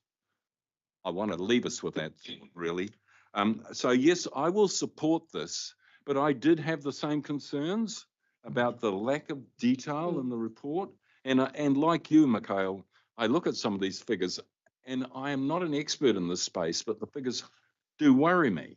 But I think we have to, at some point in our governance role, let go, and the operational side, I'm just going to have to trust that these guys are going to get out there and get the very best deal for everything they purchase, that equipment is used wisely and efficiently, and that there is a consideration of how vehicle use in a vehicle pool is appropriately managed. So, do we really need 2 new vehicles or whatever? At some point, we have to let go on that. We are governance, and that is operations. So thank you. I am sure that staff have heard loud and clear from this council about the level of detail and the quality of the information that is put before us when asking us to make these types of decisions. I am sure that everyone in this room has heard that loud and clear and will take note of it for future reports that may come before this council. Madam Chair, may I All right, speak? I have a mover and a seconder. May I speak, Madam Chair? You have already spoken on this. Is I there didn't realise that we're only allowed to speak once on each a agenda. very quick comment? A lot of A other very quick councillors comment. speak Thank you, 5 or Councillor 6 Downard. times, Madam A Chair. very quick comment. Thank you. It's not a very quick comment. I'm commenting back on Councillor Clarkson. And Feel I do free to make the believe, comment. I respect his knowledge and stuff on that, and I don't want it in Lake Taupo. But when you look at the data and the scientific evidence to give to us to give out virtually $1 million on surplus ratepayers' money, including the annual plan, we haven't had any data or scientific to $1 say million? that it's threatening local ecosystems or fisheries. We haven't got any data on whether it's contributing to accumulation of contaminants in the water, which would, if I had that data over the 16 months to say, hey, it is becoming more dangerous and needs to be addressed with more funding, then I'd tick this and say that. But we haven't had this whole thing has kind of come out at us, and we have, Councillor Smith, we've complied to the legal. It might be minimum, but we have complied to legal legislation on our ability to do this. So I'm going to ask for division, and this is why I'm asking for division, because I don't believe this money is being thought out properly. It's surplus money out of past ratepayers, so I'll be asking for division on this. The Chief Executive? Yeah, apologies, councillors, I had to miss part of that discussion. I'll make my comment very simple. This is staff advice. It's up to you to make a decision what you want to do with it, but this is the advice staff are giving you. All right, we have a mover and a seconder. Madam Chair, can I ask a question on the motion Yes. in front of us? Is the 170,000 for 3 years per annum for 3 years critical to the 410? Is it? I can't. Noting that this motion is not approving that expenditure. No, I understand that, but if in the annual plan we didn't run with that 170, is that detrimental to the fact that we're buying all this equipment? I mean, we are noting it, so we're actually acknowledging the fact that there is going to be more funding requests coming to us. So thanks, team. So it's the request is if they spend this money now or a portion of it, and it wasn't approved, and at the annual plan discussion, the 170k OPEX ongoing isn't approved. Has that been money down the drain and unwisely spent? I think that's the question. Yeah, and ends up gear sitting on the shelves. So no, because we have these requirements on us currently in terms of operating with the unwanted organism status and the CAN, and so that gear is required now to do our work to meet those required standards. The additional 170k a year is around additional measures to give us assurance that we're doing what we need to do. Things around making sure that we're offering training to our contractors, undertaking assurance measures to make sure that protocols that are in place are being given effect to. But effectively, the equipment will still be used and will still be necessary. Thank you for the clarity. All right, we have a mover and a seconder. A division has been called. I am going to put this motion. Yes. The motion is on the screen. I'll call out your name shortly, whether you support or oppose or abstain. Please use your mics and here we go. Councillor Strange. Support. Councillor Clarkson. Support. Councillor Cookson. Oppose. Councillor Downard.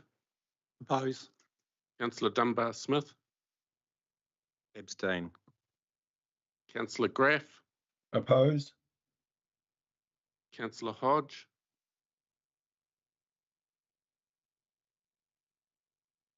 Support. Support. Councillor Hughes. Oppose. Councillor Kneebone. Yes, support. Councillor Ma. Oppose. Councillor Mahuta. Councillor Nicol. Support. Councillor Smith. Support. Councillor Story. Support.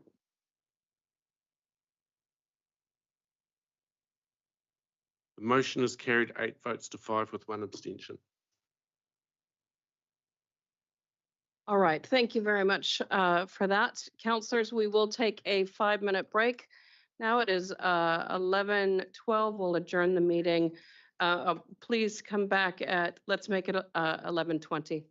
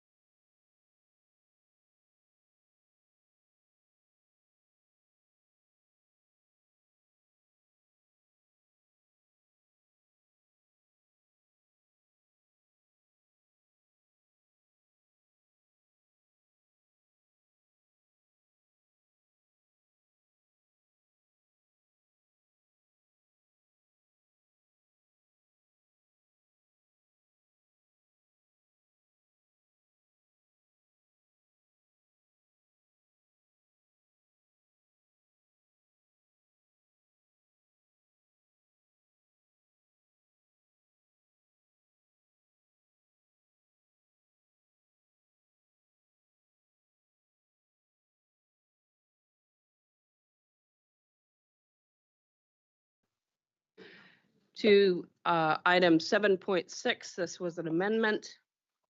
This is in relation to the draft submission on the principles of the Treaty of Waitangi. Madam Chair, Councillor could I Newbound. foreshadow a motion to support 1 and 2, please? I'm happy to speak to it after the presentation. So we've got a foreshadowed motion and a mover and a seconder. Kia ora. Over to you, Molly. Kia ora, Madam Chair. E rauranga tirama, tēnā koutou. Here we are, last council meeting and last item of 2024 and such an important kaupapa, the draft submission on the principles of the Treaty of Waitangi Bill. I'll very briefly cover some background that is in the report, and then we can go on to the draft submission. So key points to be made: the bill aims to define the principles of the Treaty of Waitangi in legislation and also ensure that the principles are considered when interpreting law. The Select Committee has called for submissions, and the deadline for submissions is the 7th of January. And so a decision today is critical. A number of councils and also local government sectors have raised concerns in their submissions regarding the bill, and we have included 2 sector submissions, the one from Te Uru Kahika and also LGNZ in the cover report. So you've had the opportunity to consider those submissions. Concerns raised to date include inadequate consultation with Māori, inconsistency with te tiriti, as well as other negative impacts. We have since drafted a submission on behalf of Council, and that submission was circulated to councillors yesterday afternoon. I'm joined by Tūtahanga Douglas here, our kaitohu or Senior Advisor in Tairanga Whenua. So Tūtahanga has drafted that submission. Thanks, Tūtahanga. The key issues that are articulated within the draft submission include the impacts on operational and operational relationships, concerns about undermining the treaty principles, and also anticipated increased costs and strained resources. All of these points have been raised by many other submissions. What's unique about our submission is, I guess, the articulation of treaty settlement exemplars here in the Waikato, including our joint management agreements, including Te Ture Whaimana o Te Awa o Waikato, and the way that co-governance operates in our council. So just to conclude, the submission recommends a number of things: that the Select Committee abandon the bill, that meaningful engagement is undertaken with iwi and hapu, and that existing partnerships are protected and strengthened. I'll pause there, Madam Chair, and take guidance. We can dive into the content of the submission if you would like, or go straight to questions and discussion. Councillor Newbound, as the mover, did you want to speak now, or? Yeah, no, happy to, Madam Chair. Thank you. So, tēnā koe Māli, kia koe tūtahanga, ngā mihi nui kia koe. It's look, it's a very concise but I think appropriate submission from this council, and I guess from my perspective, I've been here since 2010 now, and I was here when we created the and signed the 5 joint management agreements with the respective River Iwi, our partners, and it really concerns me, acknowledging that I think it was point number 2 in the Treaty Principles Bill. It seeks to uphold the rights that those iwi that have settled already have.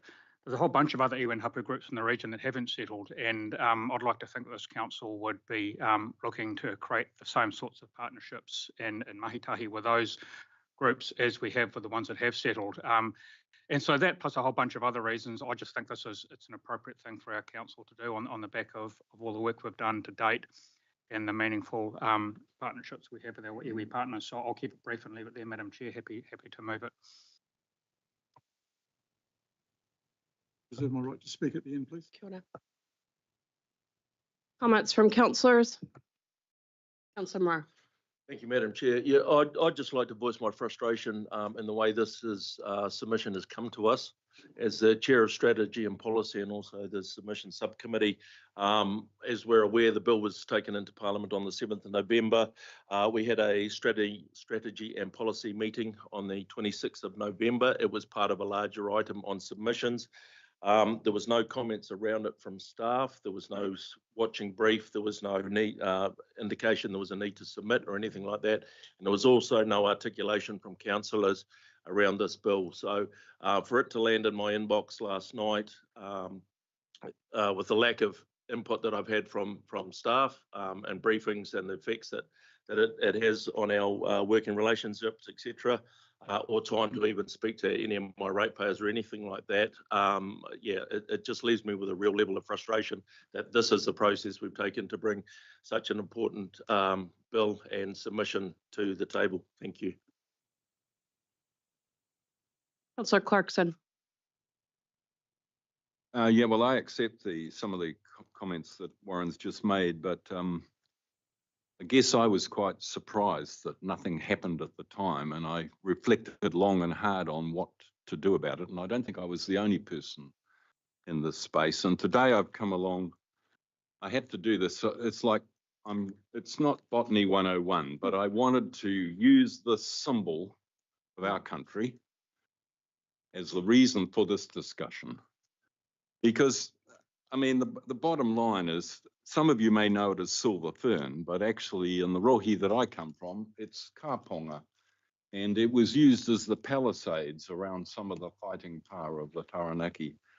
And the point I'm wanting to make here is that this is what's special about New Zealand, is the heritage of our own country, which is this amazing blend of plants and animals and an indigenous people. And that's the point. And that's why I've put the silver fern or the kāponga on the top of the Christmas tree. I couldn't help but doing that.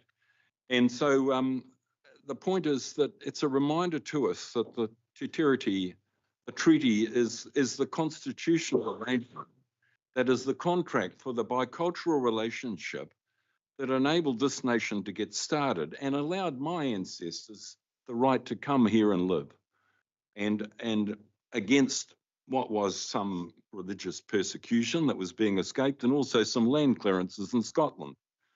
So I'm grateful for that, and I'm grateful for the foundation document. And that's the point. It's the foundation document for our nation, and it's a style of contract.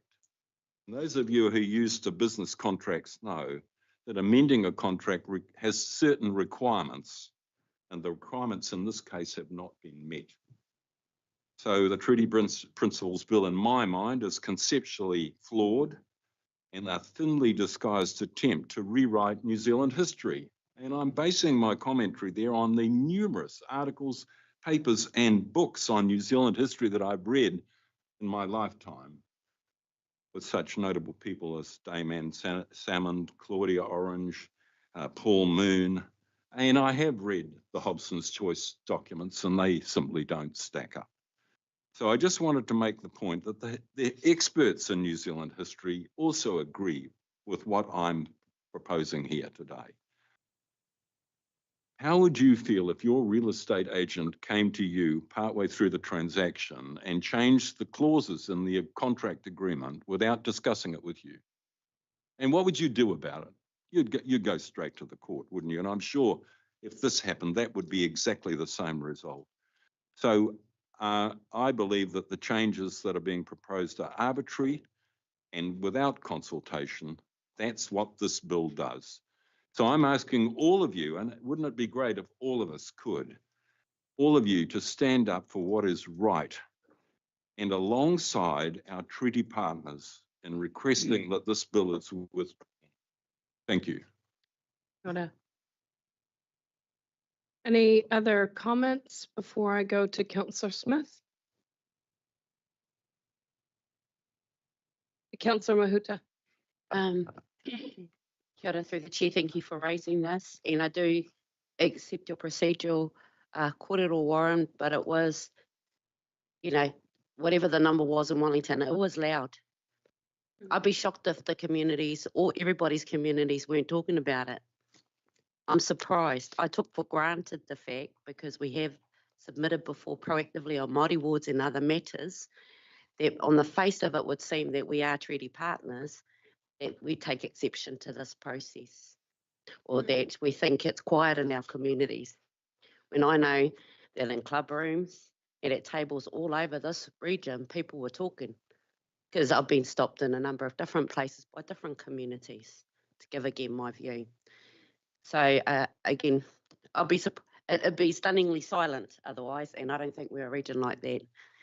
So just for my short part, I walked in 1984, and it started off in started here in Wellington and went north, and it started off as the treaty was a fraud.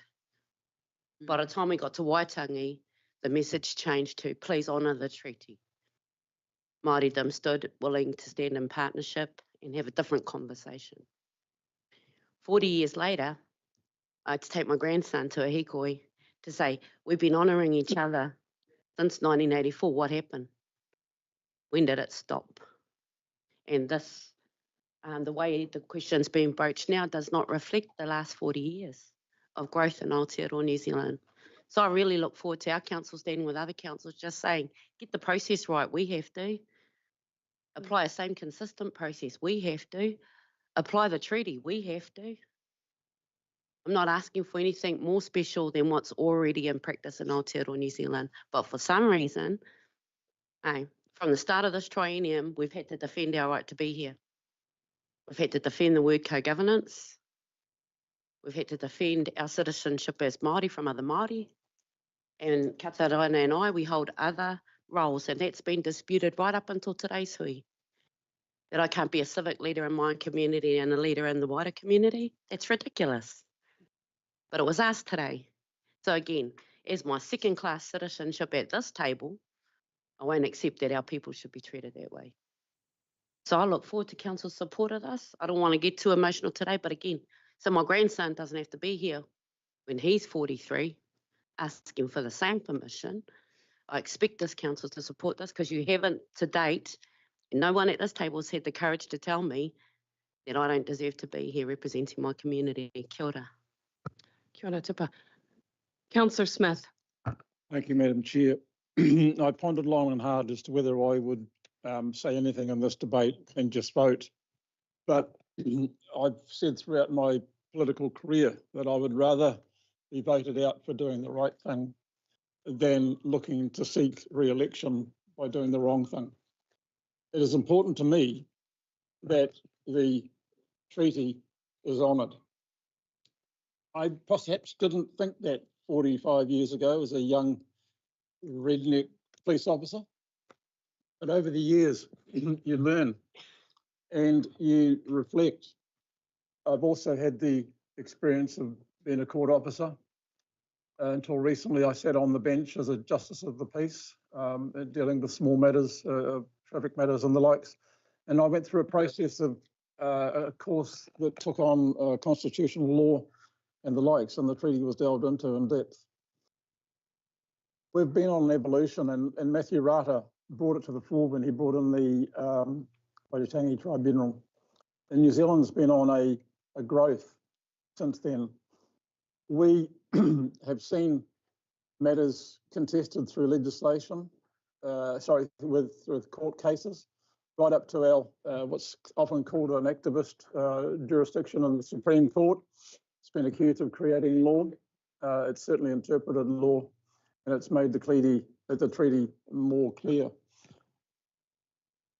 What I worry about, and I congratulate Maori and others, not only Maori who joined in the last e-tour to Parliament, but because it was peaceful. I look back in my career in the police and we had the likes of the Dawn raids in Auckland. We had Bastion Point and the violence of those confrontations at times. Saw the protests to reclaim land at Raglan. And I later met Eva Rickard and had a very good relationship with her. And I've come to understand issues that Maori have grievances over, and those have been addressed. David Seymour is correct in saying that bringing this to the fore, but he's doing it the wrong way through this process. New Zealand needs a continuing conversation about what the treaty means, because there are still unknown and uneducated, if that's the right word in the context of my comments, but there are people who still do not understand what the treaty set out to achieve. New Zealand lives in reasonable peace, but I do not want to see what has happened in Europe. And I'm not trying to make this a sermon, Madam Chair, but I'll get to the point. The reality is New Zealand does not need a confrontation, and this will be an explosion if it gets passed and passed into law. It is wrong. The question's been asked may be right about what does the treaty mean, but it is not the right process to do that, and we need to continue the conversation in our partnerships with iwi. That is the reason why I've chosen to speak today, make these comments. And as I said at the start, I'd rather be thrown out next year for doing the right thing than doing the wrong thing here today. We are not the ultimate decision makers on this, but we must have the courage to go forward and tell the world our view. So I thank you for the opportunity to speak, and as I say, support the motion, Madam Chair.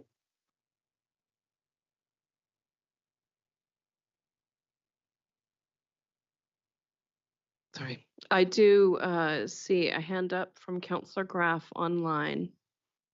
Yes, thanks, Madam Chair. Look, I'd like to see this this bill go through the process that the member has the right to submit this bill and see it play out without political influence from me anyway.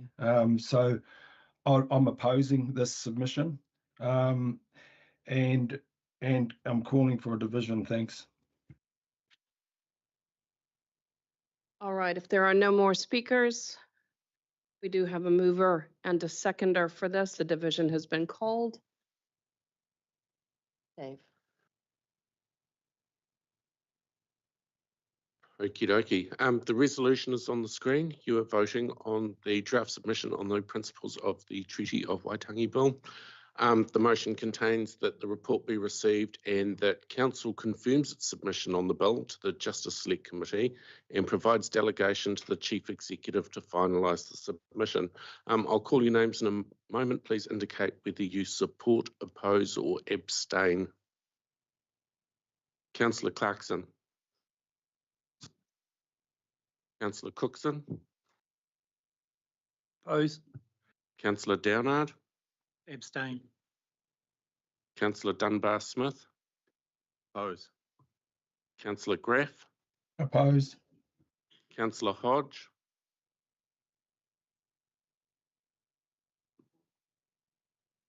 Councillor Hughes.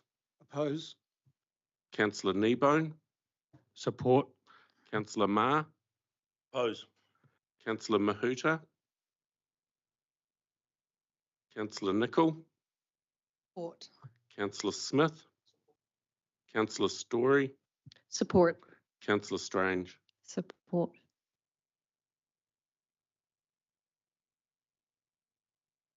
The motion is carried 8 votes to 5 with 1 abstention. Thank you very much, councillors. I appreciate your attention to this matter, and I appreciate the courage it has taken this council to take a stand on this matter. All right, councillors, we will now move into public excluded to deal with our item under exclusion. I've got a mover in Councillor Marr and a second in Councillor Hughes. All those in favor to move into public excluded? In favor? Opposed? Carried.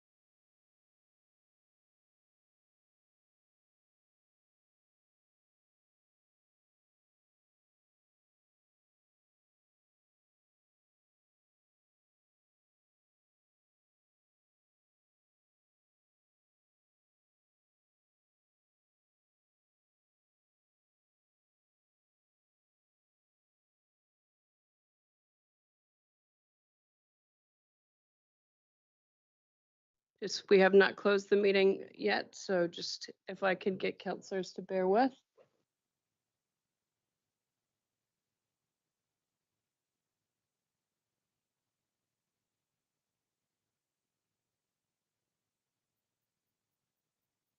Here we go. Thank you. All right, councillors, as we close our final meeting for the year, I do want to just take an opportunity to acknowledge all the mahi this council has undertaken over the last year. Councillors, 2024 has been an awesome year. I want to acknowledge our talented and committed staff for their contributions. I was blown away by the achievements of the 118 staff nominated in the Staff TUI Awards earlier this month. These awards recognize customer service, achievement, and collaboration. And there was so much great work shared there that I would love to be able to go into. I just want to give you a couple of examples. While we'll all be out enjoying our summer, the Maritime Services team will be at work on our coastal and inland waterways, engaging with the public, aiding navigation, and promoting boating safety.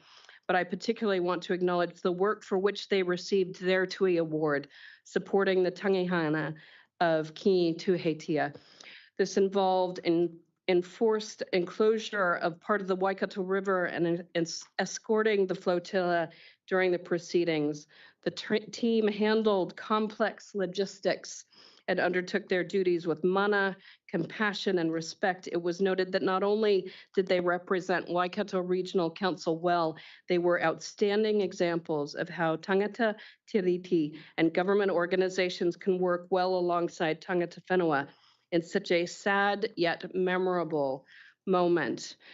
Then there's the Nauai Waikato project team. This team was involved in the successful implementation of a complex $8.36 million catchment restoration project in the lower Waikato. A 4-year program that finished this year. It was funded by 4 organizations, including our council, and included 145 landowners.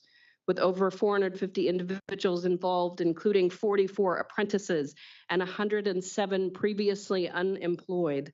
This project exceeded most targets and delivered on time and within budget. That is an amazing outcome. As an organization, we have really good news to share, and it is great to see our comms campaigns so successful.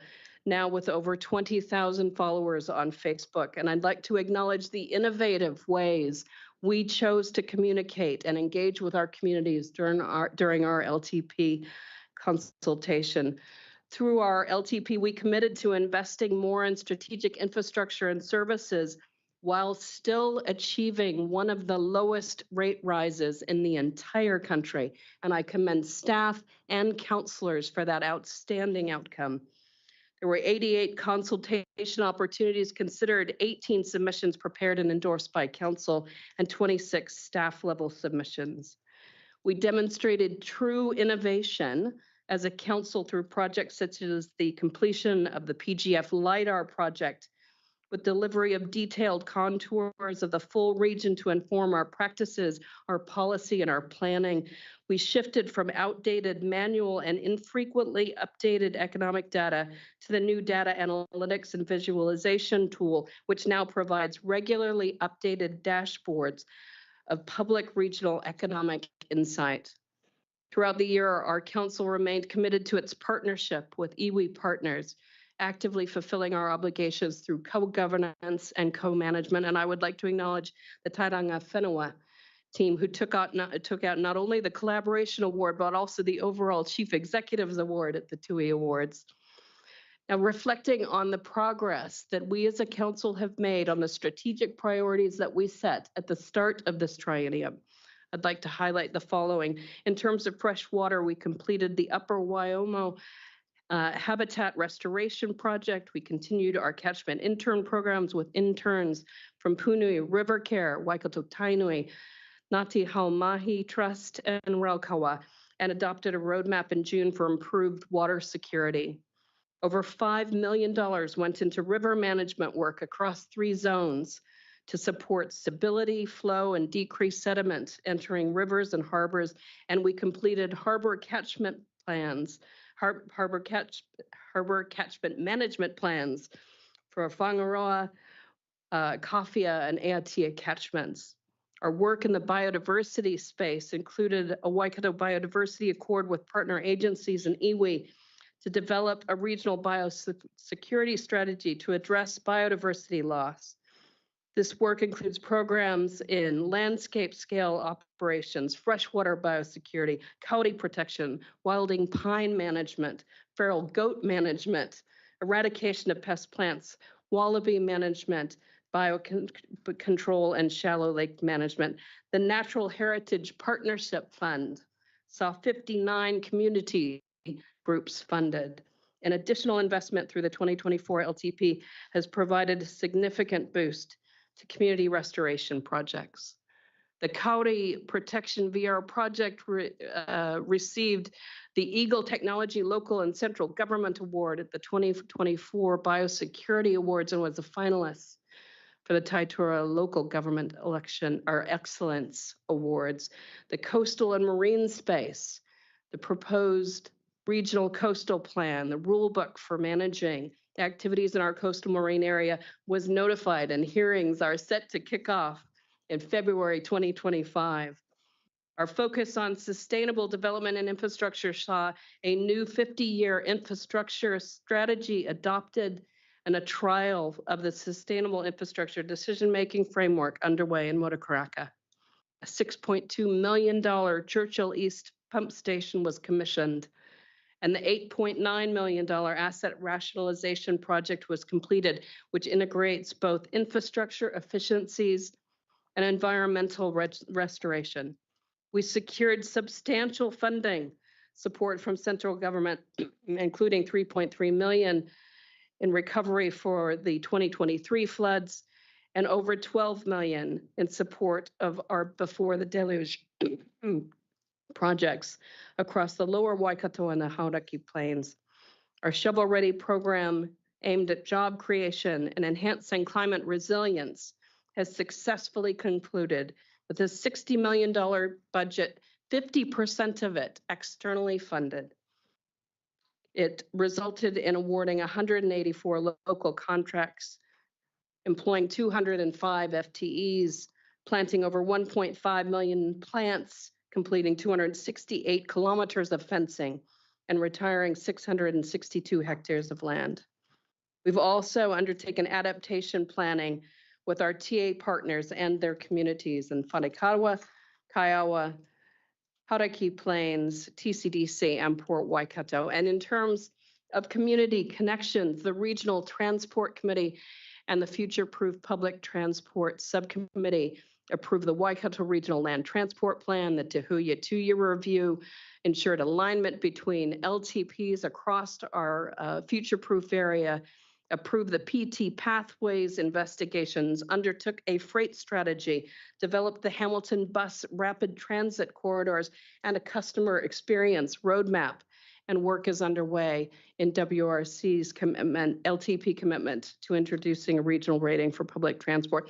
Of note, there has been an 18% rise in bus and rail passengers year on year, highlighting the growing demand for well-planned and well-delivered public transport. And let's not forget the 99% satisfaction rating from Te Huia passengers. I'd like to acknowledge the recognition received by the Public Transport Customer Focus Team, which came away the winner of the ALGIM Customer Experience Professional Excellence Team of the Year. That award recognized the service provided by this 9-member team, engaging with 4.5 million passengers annually. Our commitment to transition to low emissions economy has seen the completion of a regional energy inventory, additional infrastructure investment in EV charging and solar panels, and in May, Council adopted a new framework, Te Aki Tūroa, Nature Plus, using nature-based solutions to offset hard-to-reduce greenhouse gas emissions, guide biosecurity restoration, and partner with other nature-based solutions. And to wrap it all up yesterday afternoon, on behalf of the Waikato Mayoral Forum, our organization submitted our registration of intent to submit a proposal for a regional deal next February on behalf of the entire Waikato region. And this, councillors, is just a snapshot of the mahi undertaken by this council in 2024. If there is anyone in this room or listening online that is a wee bit tired, I am not at all surprised. To our dedicated staff, as I said to you all at the TUI Awards, put simply, you are essential. We need you. You keep the business running and you provide the information and advice that we as a council need for good, robust decision-making that will make a lasting difference for the Waikato region. I see how hard you work. I see your skills. I see your expertise, and I see your commitment to serving our regional communities.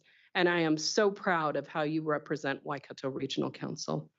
To the ELT and our Chief Executive, thank you for your continued support as we navigate times of rapid change in central government direction, rapid growth in areas in our rohi, and communities with unique and specific concerns, aspirations, and priorities. We appreciate your mahi and your guidance, particularly in these times of acute economic challenge. And to councillors, thank you once again for your mahi, your leadership in our community, and your individual and collective commitment to your role as proud representatives of the mighty Waikato region. I wish each and every one of you a safe and restful and relaxing summer holiday. Thank you for all your efforts this year. No reira, tēnā koutou, tēnā koutou, tēnā koutou katoa. And with that, we shall close with a karakia. Kia ora, Chair Pamela. It's hard to sort of say anything after that, really.